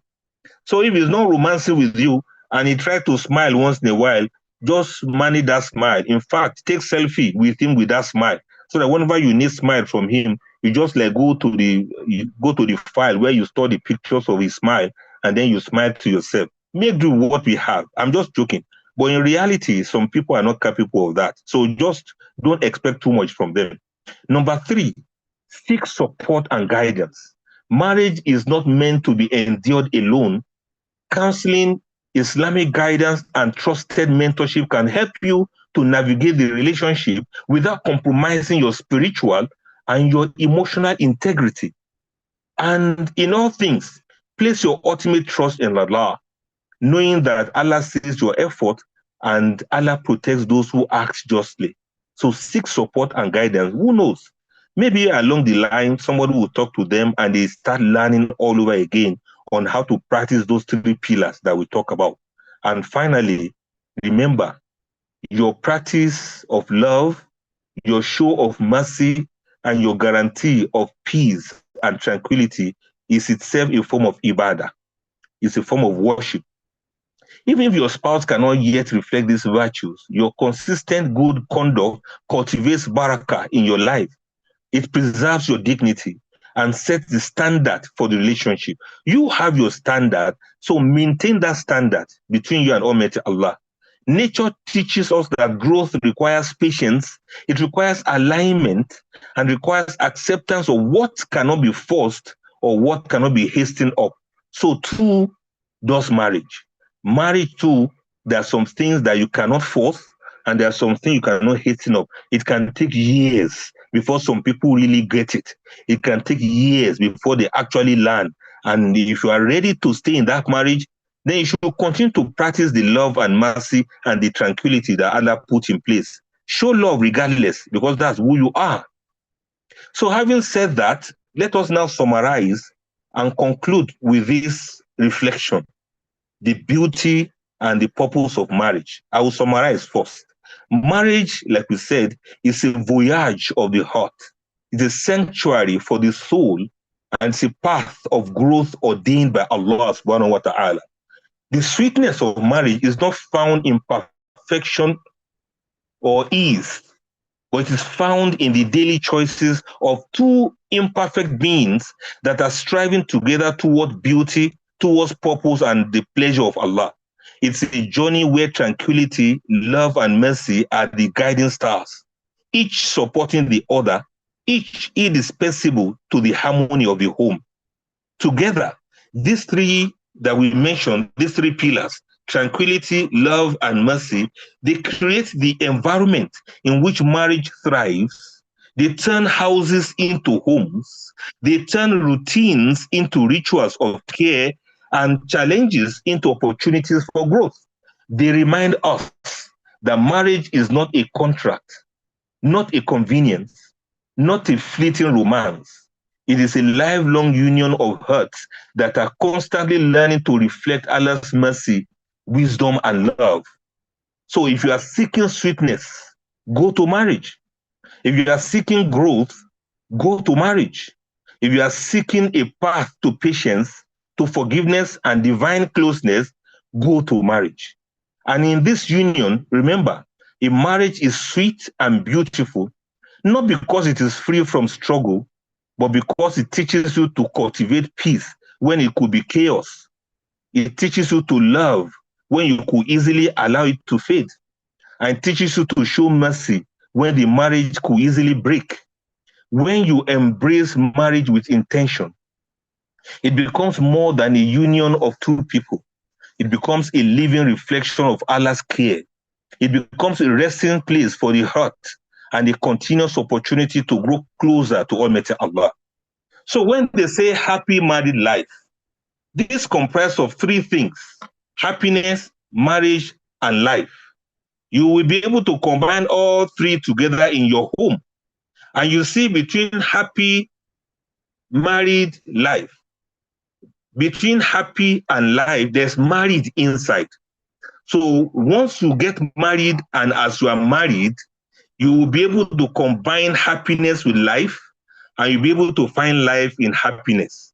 This is at least the least that marriage will do for you. My name is Abdulfatah Adeyemi. Thank you very much indeed. Wassalamu alaikum wa rahmatullahi ta'ala wa barakatuh.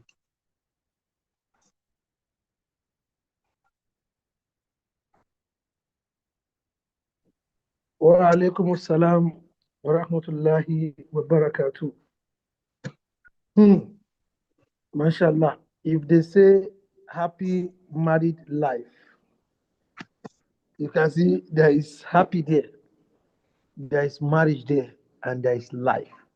In between happy and life is marriage. MashaAllah. Assalamu alaikum wa rahmatullahi wa barakatuh. MashaAllah, ya Ustaz. Thank you for that beautiful presentation. Thank you. Really appreciate it. It's as usual. It's as usual. And this one, in fact, I was trying to write something down, but my pen is not writing. I'm just absorbing. I know most of us have written something down. So many people have seen and listened enough. And again, the three pillars of every marriage: tranquility, love, and mercy. Very, very important. Very, very important. And so many things. I've written some things where you talk about more of tranquility, explain love, explain mercy.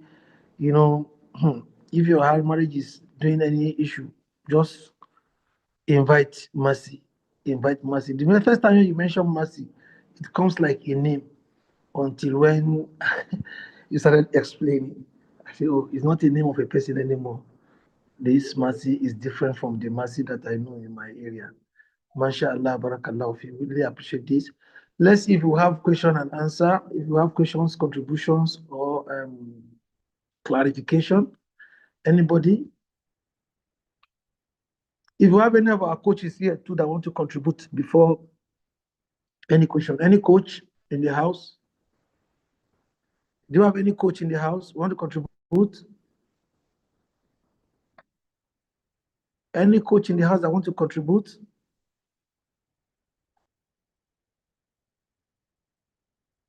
If there is none, do we have any question?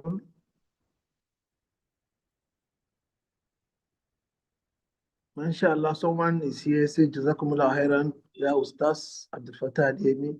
May Allah elongate your life and all that is good, mashallah. Share the recording with that one. King, Dr. Vibat, and other stakeholders. Jazakumullah khairan. Mashallah. Thank you. I appreciate each and every one of us too. Any question?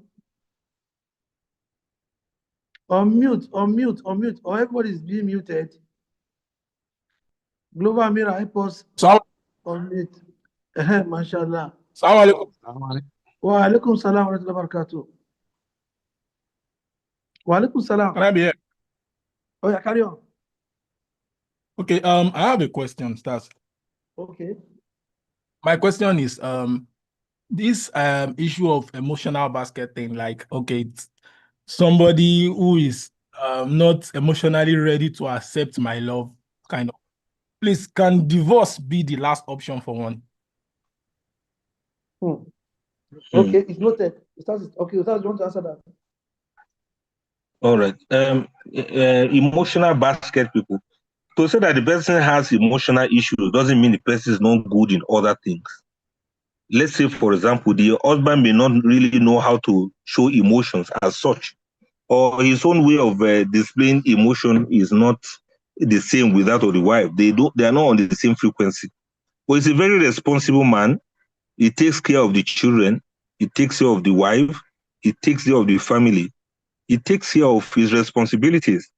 And we know him to be a very honest, upright person. And he does every other thing he's supposed to do.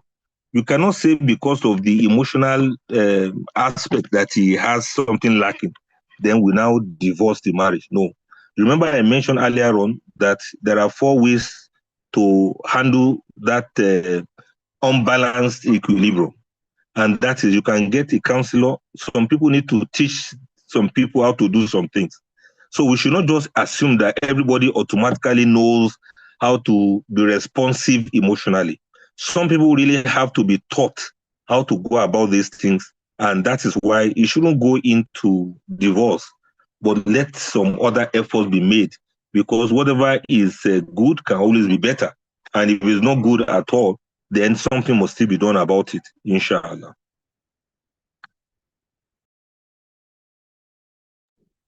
Mashallah. Which one again? Any other question?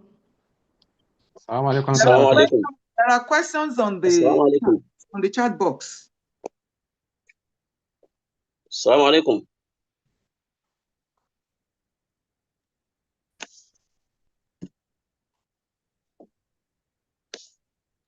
Wa alaikum salam. Please go ahead.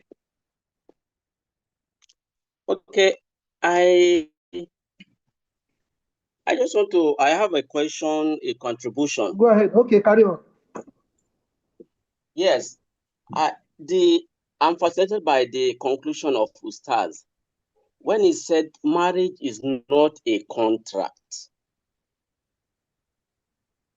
Okay. But it's wrapped in love, mercy, intention, Allah's care, and he mentioned about happiness, marriage, and life. My contention is that these days we hear some people, and very unfortunately, some of our counselors, I've had a counselor on this one say that, look, marriage is like a business contract. When you bring in that type, hello? Yeah, we can hear you. Carry on. So I want to know, Ustaz, if someone is bringing that type of mindset to a marriage, that it is like a business contract, what are you bringing to the table? This is what I have, this is what you have. Is that a good mindset for a successful marriage? Please, I need your clarification on this and that statement or mindset that marriage is like a business contract. Thank you, sir. Thank you very much, Alhaji Shehu, for this question. I'm very happy that you asked it so that people will not get the impressions wrong. I also mentioned earlier on that marriage is not transactional. It's not transactional. It's not something we'll say, okay, yes, this for me, this for you, and then we'll start using ruler to measure rights and duties and responsibilities. That kind of script is not purely Islamic. To say, what are you bringing to the table? What am I bringing to the table? I cannot marry you and you become dependent on me. I cannot marry you and you become a burden on me. All of those languages are not languages that Allah intend with marriage. Let me give you an example. There are some people in the Muslim community, I'm referring to Islam generally now. Do you know that there's a community of deaf Muslims? People who cannot talk. I mean, who are, you know what I mean by that. Community of deaf Muslims. They have an association. How many of us here actually know that they exist? Talk less of knowing where they are. We also have community of people who are visually impaired. You know what I mean by that? I don't think many of us here know where they are. So when we talk about marriage, we stylishly exclude those people. We think they are not human beings, and we think it's not our duty to marry them. As far as Islam is concerned, if you remember all of those homage I was paying to mercy, I was paying to love, you'll understand there that at a point, love goes beyond what have you brought to the table. The mindset is, what can I do for you? First, before asking what you can do for me. There are certain things a husband can do for the wife. You don't expect anything back. And there's some things the wife will do for the husband. She's not expecting a payback. She's doing it because she's drawing close to Allah by doing it.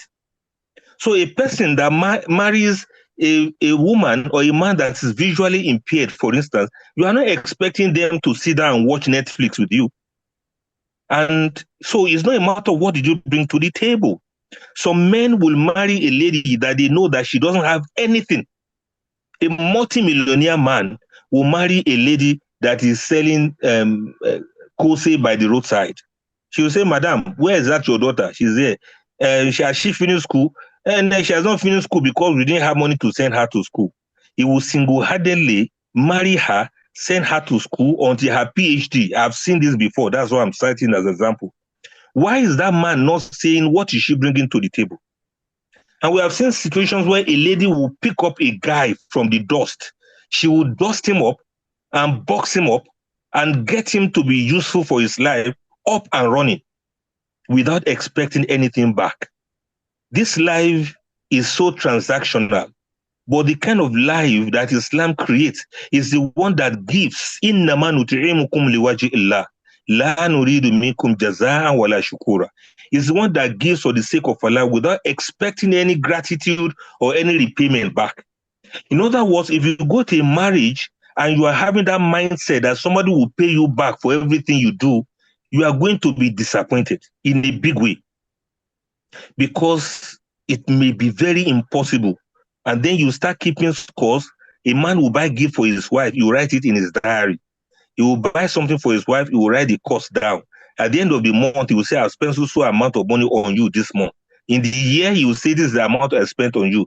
Any day they are talking about divorce, he will not bring the diary and start making calculations. That is nonsense. It is not a script of Islam.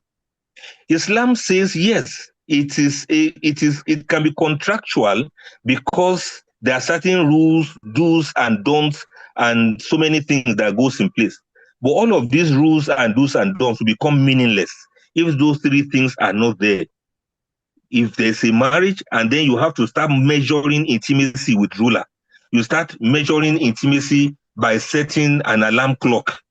That is not going to work. It is not part of why we are human beings. We are not machines. We are not AI. We are human beings. So Islam recognizes the humane part of marriage. So that is why when you want to marry somebody else, the way people normally say now, you have to be, I'm not saying people should not develop themselves. Just like I mentioned earlier on, you can't get married and then you sit down and then you just keep looking cute, wearing makeup every day. You have to do something for yourself and for your life. And when you are doing these things, it is not as if you are trying to pay your husband back. You get what I'm trying to say now? You are not struggling to pay him back. He's not struggling to pay you back. Everybody is struggling to do goodness to each other. That is just the formula for this. So I'm very happy that this matter was brought up. Some of us will follow the script of the Western world where they see everything as that. They don't even think love is something that is spiritual. They think it is just chemistry. That's why they think it's a chemical. You can take some chemicals and start feeling lovely. You start feeling high and as if you want to sleep with somebody. But Islam makes us understand that every human being you see has their own honor and dignity. You can't just tell a lady that, look, I'm marrying you here. What are you bringing to the table? What are you going to be contributing? Everything is 50-50. I do this, you do that. Teeth is for tat. No, that is not love. That is machine. So go through what I was saying earlier on. Even if you are lost in life, just go to love. Love will accept you regardless. That's what we are preaching. No matter how it is, love is the one that's going to heal you if you are bruised about life. And if you are carrying a seed of greatness in you, just plant it in love. Love will nurture it for you regardless. If you are broke, you don't have anything to put on the table, please go to love. Don't go to people who are going to ask you what you want to put on the table. If you see that you need to be received and you need to be built up, you need to be developed, go to where kindness is. They will receive you regardless. And if you feel you have some deficiencies in yourself or in your life or in the way you know how to do things, please go to where there's peace. You are going to grow in peace. And that is why I kept emphasizing those three things. It is not a transaction this time around. It's a contribution. That is the word I want us to use. Inshallah. Assalamu alaikum wa rahmatullah. Wa alaikum salam wa rahmatullahi wa barakatuh. Alhamdulillah, when the super coach talks, every coach will keep quiet. I know quite all right, some of our coaches are saying it. I just want to say, sir, there are some instances, I'm letting you know, it's not in totality, as you also mentioned, it's not in totality that it is a transaction or it's a business. But one way or the other, there are instances where business will just come in and go out, but not in the entirety. So if some counselors say it's a business, they are not meaning that it's all about business. So it means that there are instances where you must use that business idea to sort some things out. I think that's what some counselors have said. I've not said that anyway, but I know some counselors have said that, and they also justify that with that type of explanation. We have to maintain the middle path. We have to maintain the middle course, not too much to this side and not too much to that side, inshallah. Yes, sir. Thank you, sir. Thank you, sir. Mashallah. Any other question? Somebody was trying to say something. No, I think some questions on the chat. Not from Eh? There are some questions There are on some the questions on the chat box. Okay. The number one question there is saying that, Ustaz, what can you say about a relationship where it is only one spouse that is forcing herself on the other spouse, even to the level of intimacy? The second question is saying that, how can we resolve a situation where a spouse has decided to remain indifferent to whatever the spouse does due to years of emotional trauma? The response is always like, nothing is surprising again. Those are the two questions there. No question, please. Is consistent infidelity a quality to overlook and forgive in marriage? Okay, let me take it one after the other now. All right? Please remember to ask that other question. You mentioned something about infidelity. All right, the first one is Ustaz,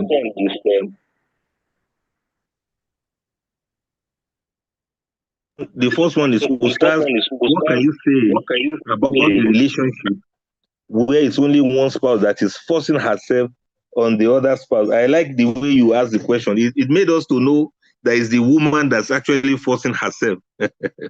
Subhanallah. Oh, Allah. It can be very humiliating when it is the wife that has to force herself on the man, and to the extent that maybe the man is not even ready to accept her, not ready to have anything to do with her. This can be very painful. And I know many women go through all of this in the corners of their homes, and they can't even tell anybody. Imagine a woman begging the husband, please let us have intimacy. That is an oppression. The marriage is not working that way. The man is being oppressive, and the simple hadith is that you should help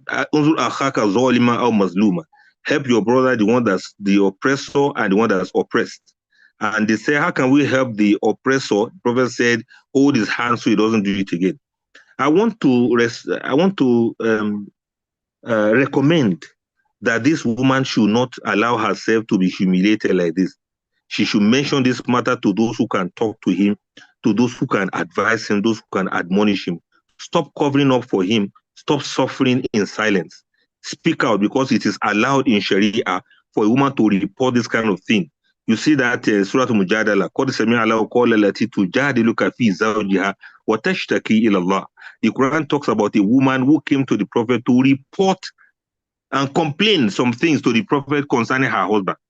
So you should move close to those who know him well, who can talk to him and try to express yourself so that they can call him to order. It is not nice. It is not nice. It's supposed to be both ways.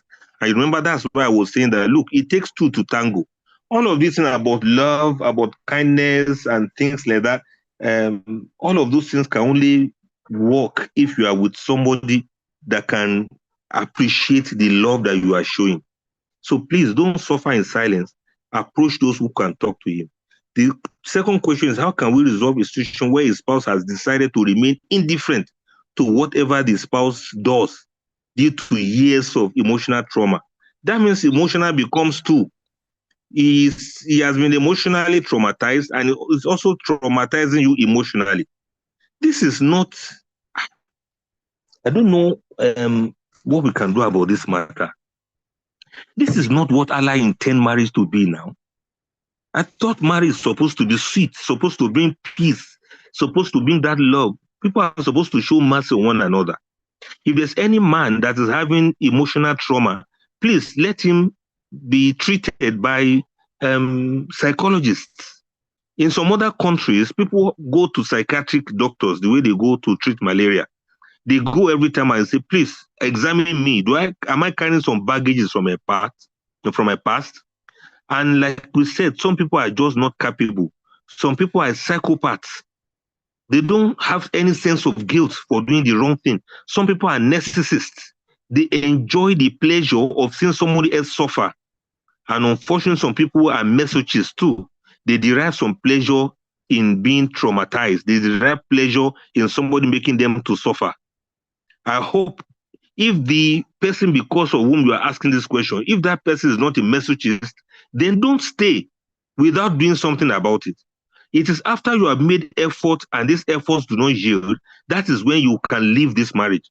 And sorry to say this, I don't always like to talk about divorce because some people think it's so easy. But in some instances, it may be the only way for a person to regain their sanity.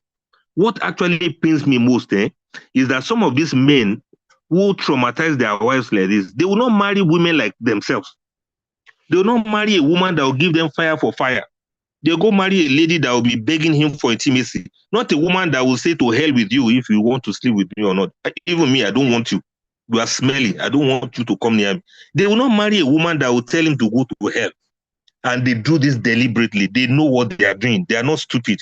These men who oppress women, they know what they are doing. They will not marry women like them.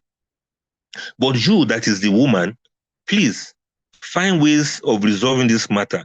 If it is certified by the specialists, I'm talking about counselors, I'm talking about trauma experts, I'm talking about psychiatric doctors, I'm talking about psychologists.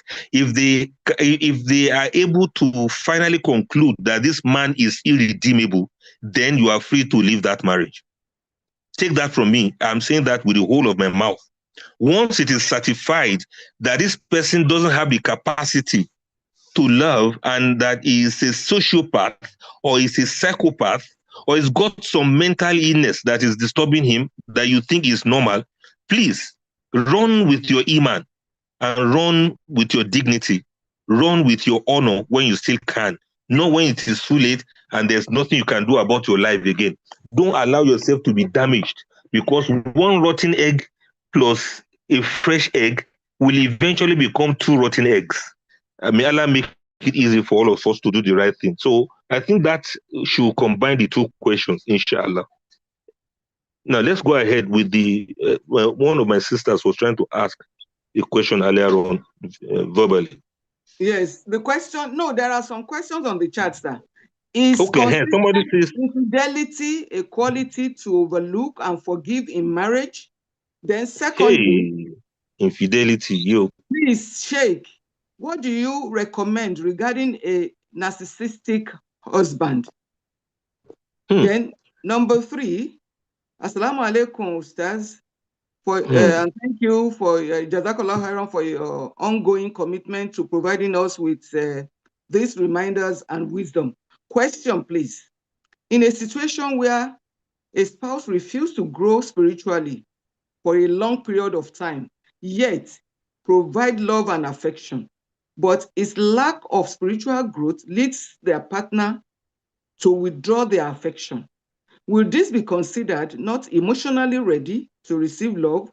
And is the spouse being abused? Thank you very much. The first one about infidelity. We did a lecture on YouTube. Please check it out on YouTube about infidelity. I think it's about 10 series, 10 different series on infidelity alone. I want to ask the person who is asking that question to please check it out on the YouTube channel, my YouTube channel. You see so many things I say there about infidelity, and hopefully you'll be able to find an answer to that. Sometimes infidelity, well, because of all of these things that we see nowadays, many ladies are just enduring, their husbands are not that clean. Many ladies are enduring, they're even trying to cure some STDs and STIs now. Some ladies, their husbands have given them so many diseases now that only Allah knows when they will get well. And these men are not even sorry for doing that. They still continue. And whenever there's a situation like that, if it's going to be detriment to your health, then you have to expose such a man so that some people can talk to him. I don't know why people still cover up this kind of thing, something that's a major sin in the sight of Allah. You only need to talk to those who should talk to him so he can stop, not those who are going to shame him or embarrass him in public. You understand what I mean? But it's a very serious matter. I don't know what more to say about it other than to say, please listen to that lecture. If you put all those lectures together, they are almost 2 hours lecture on different aspects of fidelity and what you can do about it. Then this one about what do you recommend regarding a narcissistic husband. There's also a lecture we did some time ago, how to escape from a narcissistic home. You will find that also on my YouTube channel, or you find it on the podcast channel, Spotify specifically, podcast channel. You'll find it there, inshallah. We did a lecture of over 1 hour about narcissism and those who are narcissistic and what their natures are and what the wife can do about it. What I can just say in a nutshell now is let somebody talk to both of you, let them talk to him, and be very specific about the boundaries that you want created. Be very specific about the kind of things you will not tolerate and the kind of things that you want him to moderate. If you can just go A, B, C, D like that and let a counselor intervene and put these boundaries in place, then you see whether it works or not.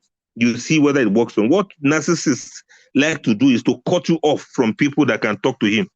They don't like you to report them, and they don't like somebody else to talk to them. Rather than for them to listen, they can even turn the case against you.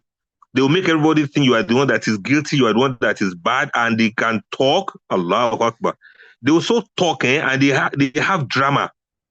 Everybody will blame you by the time they are talking. You know them, and some of us who do counseling, we know them very well. Whenever it happens to be like that, just know, like I said earlier on in the lecture, just know that that's who he is. He just like this, everybody be worshiping him kind of a thing. That's what gives him kick. Once in a while, you give him the dose of his drug. Try to make him look like the Almighty and the one that even Tinubu is getting advice from him because he's too smart. Just give it to him that he's smart like that. Once you understand narcissistic men and you know how they think, wallahi, I'm telling you, it's very easy to live with them. You know they are very manipulative, so you know what to discuss. You know they are very self-centered, you know what to do for them. You know they have this self-pride, as if they are better than everybody, you know how to handle them. The most important thing is don't allow him to cow you, don't allow him to tie you down, don't allow him to stop you from growing because they are easily threatened by the growth of somebody else. Then you have to insist that you must grow. That is the thing. And if he likes, let him kill himself with envy. It is none of your business. Don't allow him to stop you from learning. Don't allow you to stop you from becoming who you are meant to become. Don't allow him to stand in your way. Well, I'm saying him now as if it's only men that are narcissistic. Women are narcissistic too. It's just that their own matter, let's keep it in the fridge for now. Later, we'll talk about it when we have the chance.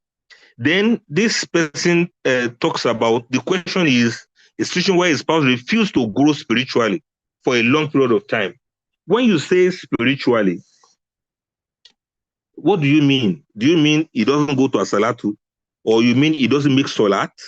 Or you mean he doesn't know how to read Quran and is not learning? It depends on what you mean by grow spiritually. If it's somebody that is skipping salat, is not praying regularly, then you have to speak to the imams and people who can talk to him continuously. Even if he doesn't want to hear, you have to force him for people to come and talk to him. He can't escape this. And you are doing it for him. It's for his own good. He is not growing spiritually. You have to tell us what it means. Maybe he doesn't fast Mondays and Thursdays, or he doesn't do tahajjud. We may not know exactly what you mean.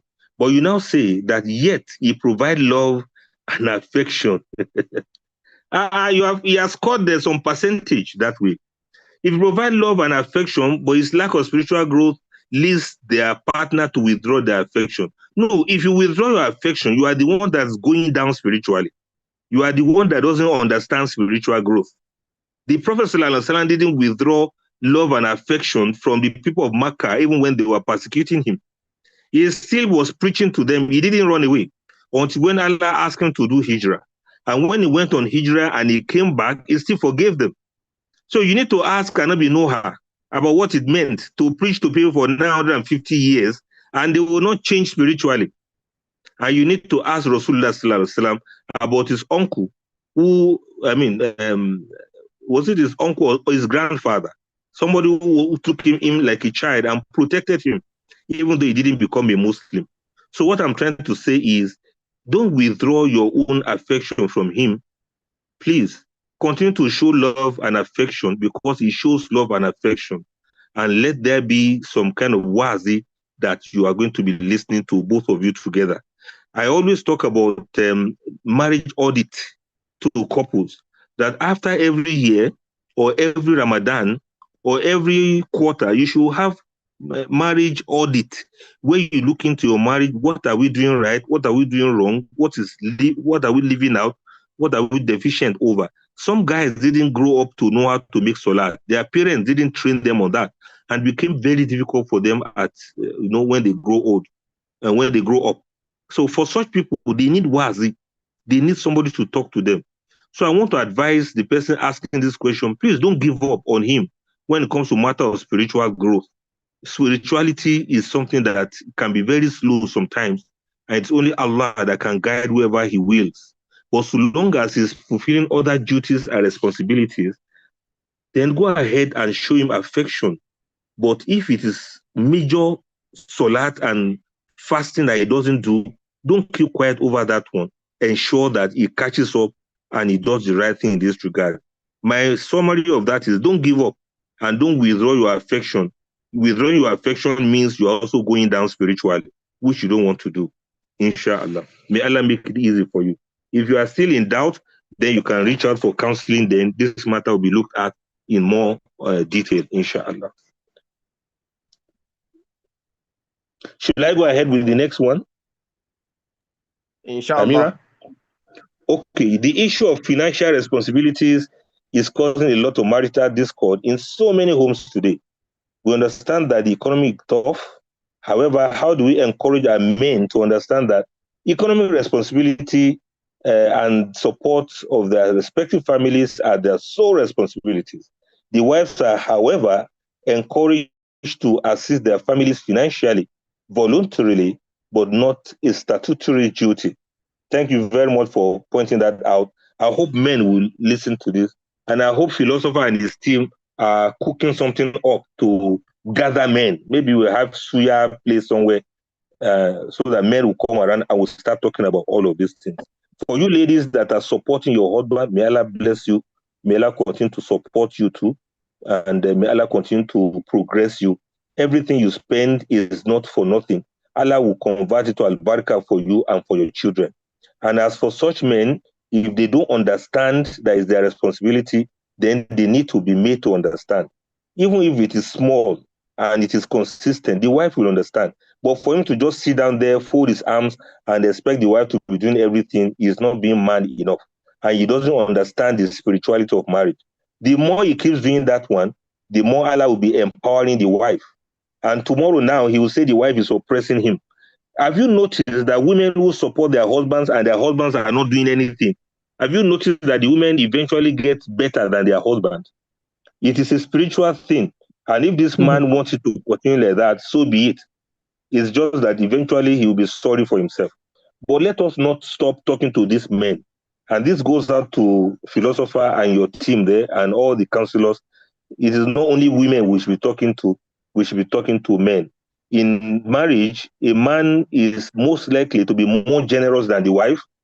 And in marriage, a woman is a little more tight-fisted than the husband. That is what makes it to work. May Allah make it easy for us. Assalamu alaikum wa rahmatullah. Wa alaikum salam wa rahmatullahi wa barakatuh. Do we still have any question? I think this time we have a lot of time, but if we don't have question, it's better we just rest and do. Please, how can you? Which one they give me? Please, how can you assist me with your number? The number is there. There's this comprehensive premarital counseling course that you posted. Can you tell us more about it? Okay. Oh, mashallah. All right. What we have been observing basically is that premarital counseling has been on. We know quite right it's not basically Muslim things like that, but we realize that most people don't understand marriage before they enter into marriage. So we now say, okay, we have been doing it 3 days, 5 days, sometimes 2 weeks. That we think that marriage goes beyond that. So we are now planning a comprehensive premarital counseling course that is going to last for a month, inshallah. And then we are looking at those that are ready to marry, that is singles that are ready to marry, they can join.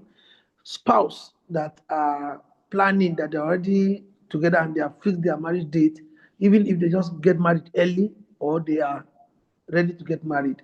So we just 3 categories are allowed to join, inshallah. It's going to be in March, and we have started the process from now.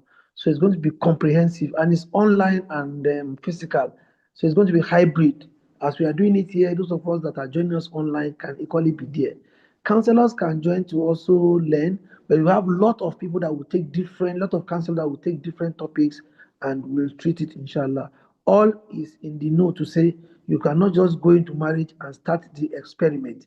Know it very well before you enter into it. Like this today's program, if we have singles here, they will enjoy it more because they will have understood all the parameters of marriage before they go into it.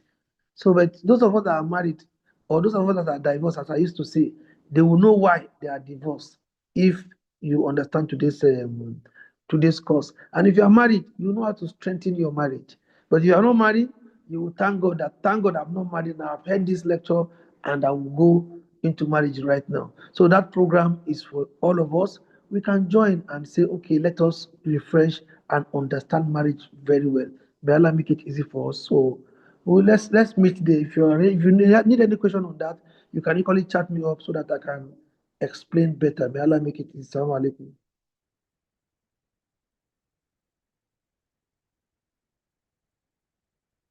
So there's no any question, I guess. Okay, somebody is saying, wa alaikum salam.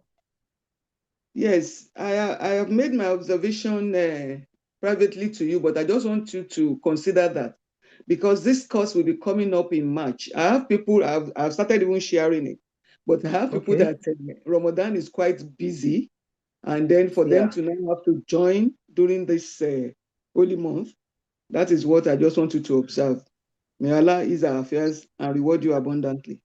I mean, inshallah, we will look at it. So some people have talked about that, but when we see those people that have registered, we will be in a group and we can decide when is best for all of us and we take off, inshallah. Thank you.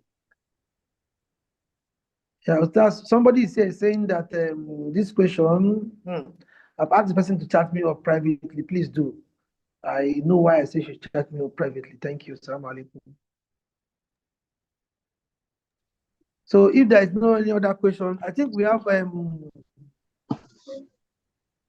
Coach Saada. Is she here?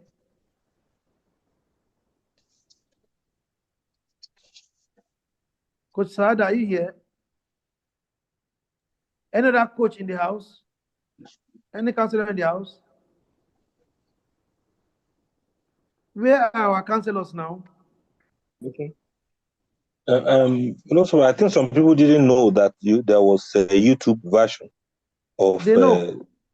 Yeah, they know. Okay. We have about 27. Somebody said, okay. Someone said 100 participant capacity too small for this type of program. Something like that. Maybe you didn't know. Okay, the person didn't know. Yeah, we are trying to also expand the capacity, inshallah. It's a lot of money. I spoke to the guy yesterday and he's saying it's about 300 and something thousand to get to about 300 plus capacity. So is that amount every month? Is it every month no, we pay that? it's annual. It's annual.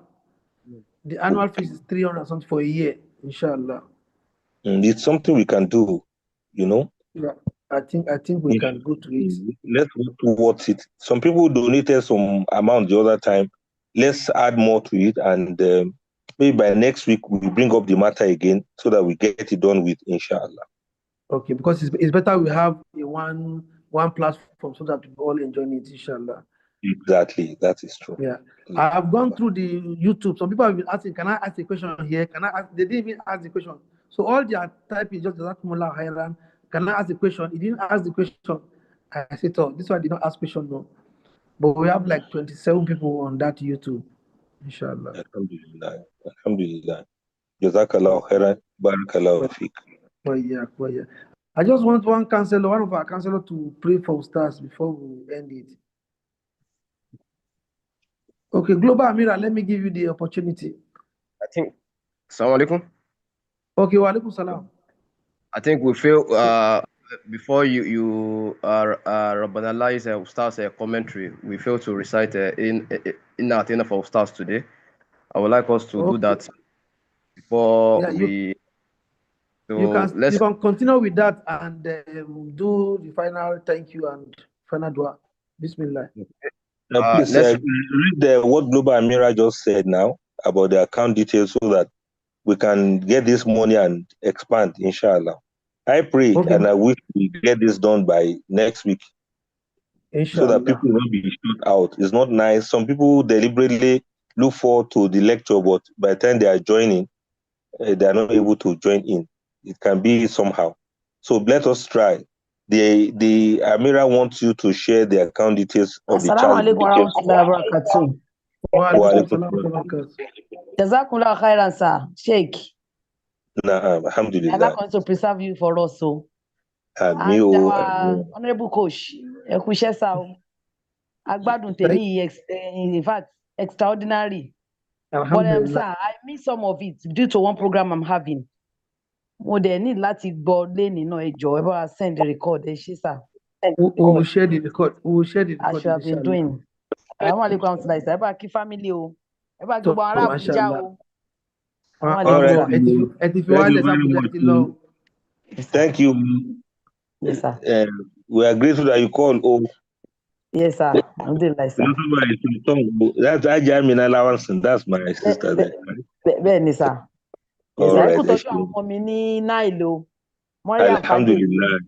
Alhamdulillah. They are very lovely. We'll be expecting you at We'll be expecting you in Ogun State, so inshallah. Inshallah, anytime soon. Yes, sir. May Allah make it. By greeting to Doctor also. All right, sir. What of Zainab? Assalamu alaikum, Ustaz. Wa alaikum salam. Jazakumullah khairan for today's lecture. May Allah subhanahu wa ta'ala make you way heavy in your good deeds. Amin. Scale. Amin. I'm just pleading me too. The sister that just spoke just now, she was talking about recording. I'm begging for the sake of Allah. There is some recording that in this our Saturday lecture that we are missing. Please, brothers, can you help us? For the sake of Allah, we've been asking. We always send message after the lecture that please help us with the recording, but it's like we are not getting it. We are begging for the sake of Allah. Inshallah, we share them, inshallah. Thank you. I think the last recording was shared on the platform, so we can refer back to to get the last week recording, and subsequent ones will also be shared regarding this also. And let's recite one inna atina for Ustaz. May Allah continue to guide him for us. Bismillah ar-Rahman ar-Rahim. Inna atina al-Kawthar.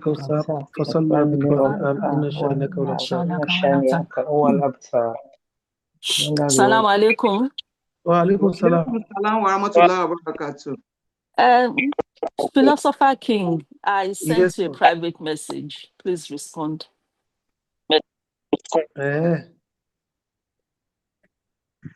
Private message. That's our sister is from the UK. My sister. Okay. Someone is asking if there's a WhatsApp group for this community. I hope the person will contact philosopher. Okay, Ustaz. Naam. Assalamu alaikum, sir. Wa alaikum salam. And Anonymous has, inshallah, said she's going to pay for the 1 year subscription. Allahu Akbar. Allahu Akbar. MashaAllah. That anonymous, Allah knows you very well. May Allah bless you. May Allah reward you abundantly. And you can imagine, that means every lecture we do with that subscription, the person will be getting reward from there. I'm really envious. I'm really envious. Let's read Athena for her. I'm sure it should be her. It's only her who do this kind of good thing.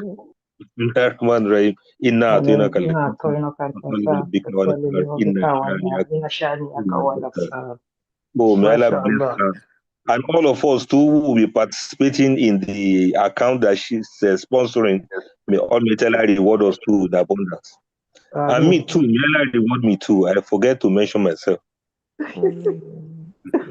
MashaAllah, barakallah. Allahu Akbar. See how Allah does things. And I hope that one of these days somebody will also show up to help us build our Baynakum center that is in town. Allah blessed us with the land within town, Kado Estate specifically. We have got the drawing, we have got the plan, we have got the approval, we got everything. The only thing is for us to start building. Go to the site and start building. I pray Allah is going to bless all of you so that you will be able to let us do this, so that we have a physical place for Baynakum for those who are around. And for those who are still far away, we'll enjoy ourselves a lot better than this, inshallah. Because the program will not only be Saturdays like this. There'll be some other training programs, other enlightenment programs that will be going on. And all of us in the comfort of our homes, those of us who are far away, we can be able to be, to be part of it, inshallah. So I'm saying that in case, if you know somebody or you are that somebody that Allah is going to use to build even if it is to start something. Yes, Allah will reward you. Yes, Allah will reward you. Barakallahu fi, mashallah. So with Salim Ustaz, thank you. I want somebody to help us appreciate Ustaz. Okay. May Allah continue to grant Ustaz a long, healthy, and blessed life, filled with success, wisdom, and guidance. May His wonderful delivery continue to inspire and guide many of us. May His words bring love and mercy to all who have listened to His lectures today. May Allah continue to grant him long life. May Allah continue to grant him the eternal blessing. We ask Allah to continue to be with him, be with his family, and continue to grant him his needs on the surface of the earth and when he leaves us too. We thank Allah for the wonderful section. All Ustaz has said today is to inspire us, is to bring love, is to bring mercy, and is to bring tranquility. We ask Allah that all he has preached today, may Allah grant him and his family all he has preached today. Amen. We also use this opportunity to remind each and every one of us that as we have listened to the lecture today, we should also ensure that we translate this lecture to practical section in our various homes. The essence of this section is to listen and transmit the lesson to our various homes. May Allah guide us right and make it easier for us to effect in our various homes. Jazakumullahu khairan for Ustaz, and Jazakumullahu khairan for all that have endeavored to join this platform today. We look forward for a section next week too. Jazakumullahu khairan. Amen. Well, yeah, thank you, mashallah. Thank you all. We want to appreciate each and every one of us, starting from Haja Aminat. Oh, mashallah, Ustaz, the money has entered. Allahu Akbar. Money has entered. Barakallahu fi. May Allah reward you abundantly. We don't know her name yet, but you know her name. Don't tell us yet. We'll keep praying for her. If you tell me so that when I'm making prayer, I will include her name. the angels will not mistake her for somebody else. Inshallah. And therefore, people who have specific topics that you want us to discuss, we're all together. You can suggest it to philosopher.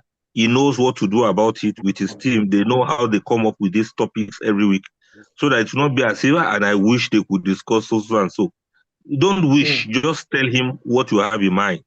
He will know how to organize it and ensure that we get it done. Okay? Mashallah. Inshallah. That's right. Thank you, sir. We appreciate it. Hey, today I want to greet everybody on. Are we ready? All right, carry on. So, mashallah, I want to appreciate our Haji Aminat Lawansin. I want to appreciate awareness. You're also welcome. Thank you, Coach Abdullah Baba. Musti, mashallah, we didn't see you last week. You are welcome, sir. Abdul Latif, mashallah, we appreciate you, sir. Abdul Mohammed. All our brothers, all our brothers. Abdul Mohammed. Abiola Mohammed. Abiola Mayo Dele, thank you. Adekunle Musti, this is another brother. Thank you. I like it when I see brothers. These sisters are challenging us. Alhamdulillah, Ajia Aishat Kazim, you're also welcome. Aishat Tanimu Keshinro, you're welcome, Ajia. Mashallah. Tanimu Biki Sholomo Keshinro. Ajia Alaba Ingosu. This one is Igbo Muslim. Yes, she's one of our sisters. Mashallah, you're welcome. Asumo Yusuf Adijat, you're also welcome. Ayub, welcome. BA, thank you. Aja Basira Salami, we appreciate you. Ikorodu Base Queen, you're welcome. Ajat Bukolat Adegboyega, kò ní bàjẹ́ pẹ̀lú ògo Ọlọ́run. Àdúrà yín á gbà o. Àdúrà yín á gbà o. Àdúrà yín á gbà o. Kò ní bàjẹ́ o. Kò ní bàjẹ́. Ajat Bukolat Adegboyega. Kò ní bàjẹ́. Ustaz, did you see the way I was stressing that name? There's meaning to it. There's meaning to it. Inshallah, I will tell you why I'm stressing that name. Allah make it easy. She's Rivia. We have Emmanuel Gabriel here too. Mashallah. Thank you, Emmanuel. Engineer Abdul Wahab. We thank Emmanuel for joining us. Please pass our messages to people in your area there too. Mashallah. Thank you, Emmanuel. So we thank Fatima here. We also thank Fatima Bola Uduola Adeyemi. We thank Faustat Bakari. Is this our Abiba? Abiba, mashallah. Thank you, Abiba, for all the energy. We appreciate you, mashallah. Adiza Bawa Garba, you're also welcome. Adiyat Ailara, we greet you. Afso, this one is not Afsat. Afso, mashallah, we salute you. Alima Abdul Salam, thank you too. Hawa, thank you. Ikma, thank you. Ibnu Usaid, this is a brother, thank you. Aja Ibrahim Miriam, mashallah, you are part of the first people that entered. I greeted the first people. Ibrahim Amo, Risco Bumi, you are also welcome. iPhone 49. Is that iPhone 49 or just iPhone and 49? Hey, iPhone 49, that's serious iPhone. Jelilat Akinsola, we appreciate you for coming. Jimo Riskat, mashallah. Yura, we also appreciate, or Juhura, we also appreciate you. Lawal iPhone, you're also welcome. Aja Madina Tafolabi, Ekavo, Maimuna, Ajana, thank you for coming, mashallah. Miriam Abdulfatah, you are also welcome. Aja Miriam Umar, the first people that came. Aja Mansura, you're welcome. Mudashir is a brother. Is that Mudashir, our tailor? Is this Ustaz tailor? Possibly. We have Aja Munirat Muhammad Sani, mashallah, you're welcome. Musbahu Razak, this is another brother, mashallah, brother. Mice Mentoring Academy. Zulia, thank you. You said you have a question last time. You did not ask again today. Zulia, you did not ask. Mentoring Academy. Odao. Kudra. Bada. Assalamualaikum. Global Amira and Philosopher King. Please check your message, please. Okay, mashallah. Mashallah. All right. Rufiat Muddala. You're welcome. Rahmat Mohammed. Rashida. Sakina Saeed.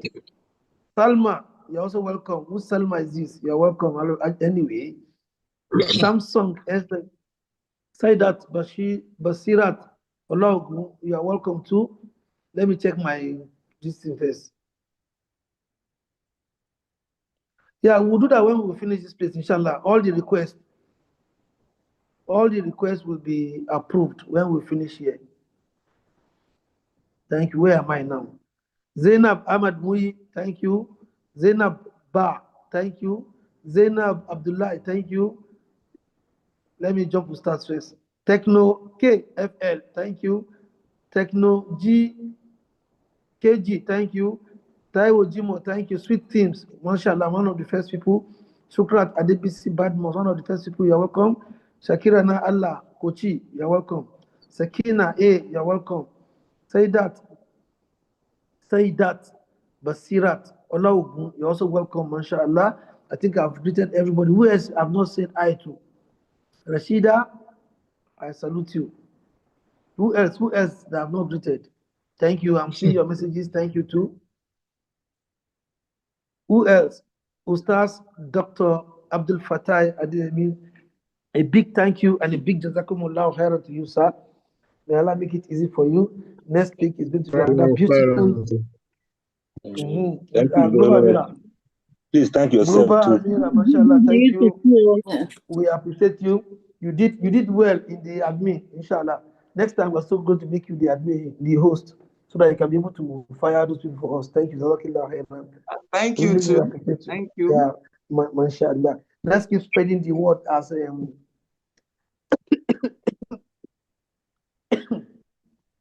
I like the farm. We didn't see him again. He has gone. I like the farm. We thank you for coming. May Allah make it easy for you. Everyone. Those on YouTube too.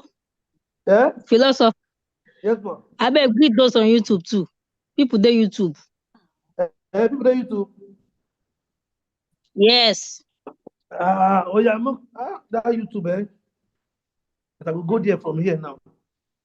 So you are in both. You are in both now. That's why you say I should greet them on YouTube. Now there before I enter here. You're welcome. Yes. Let me greet them now. Let me greet them. So we greet you now. Everybody on YouTube. Everybody on YouTube. Mashallah. Thank you all. Well, let me go to you.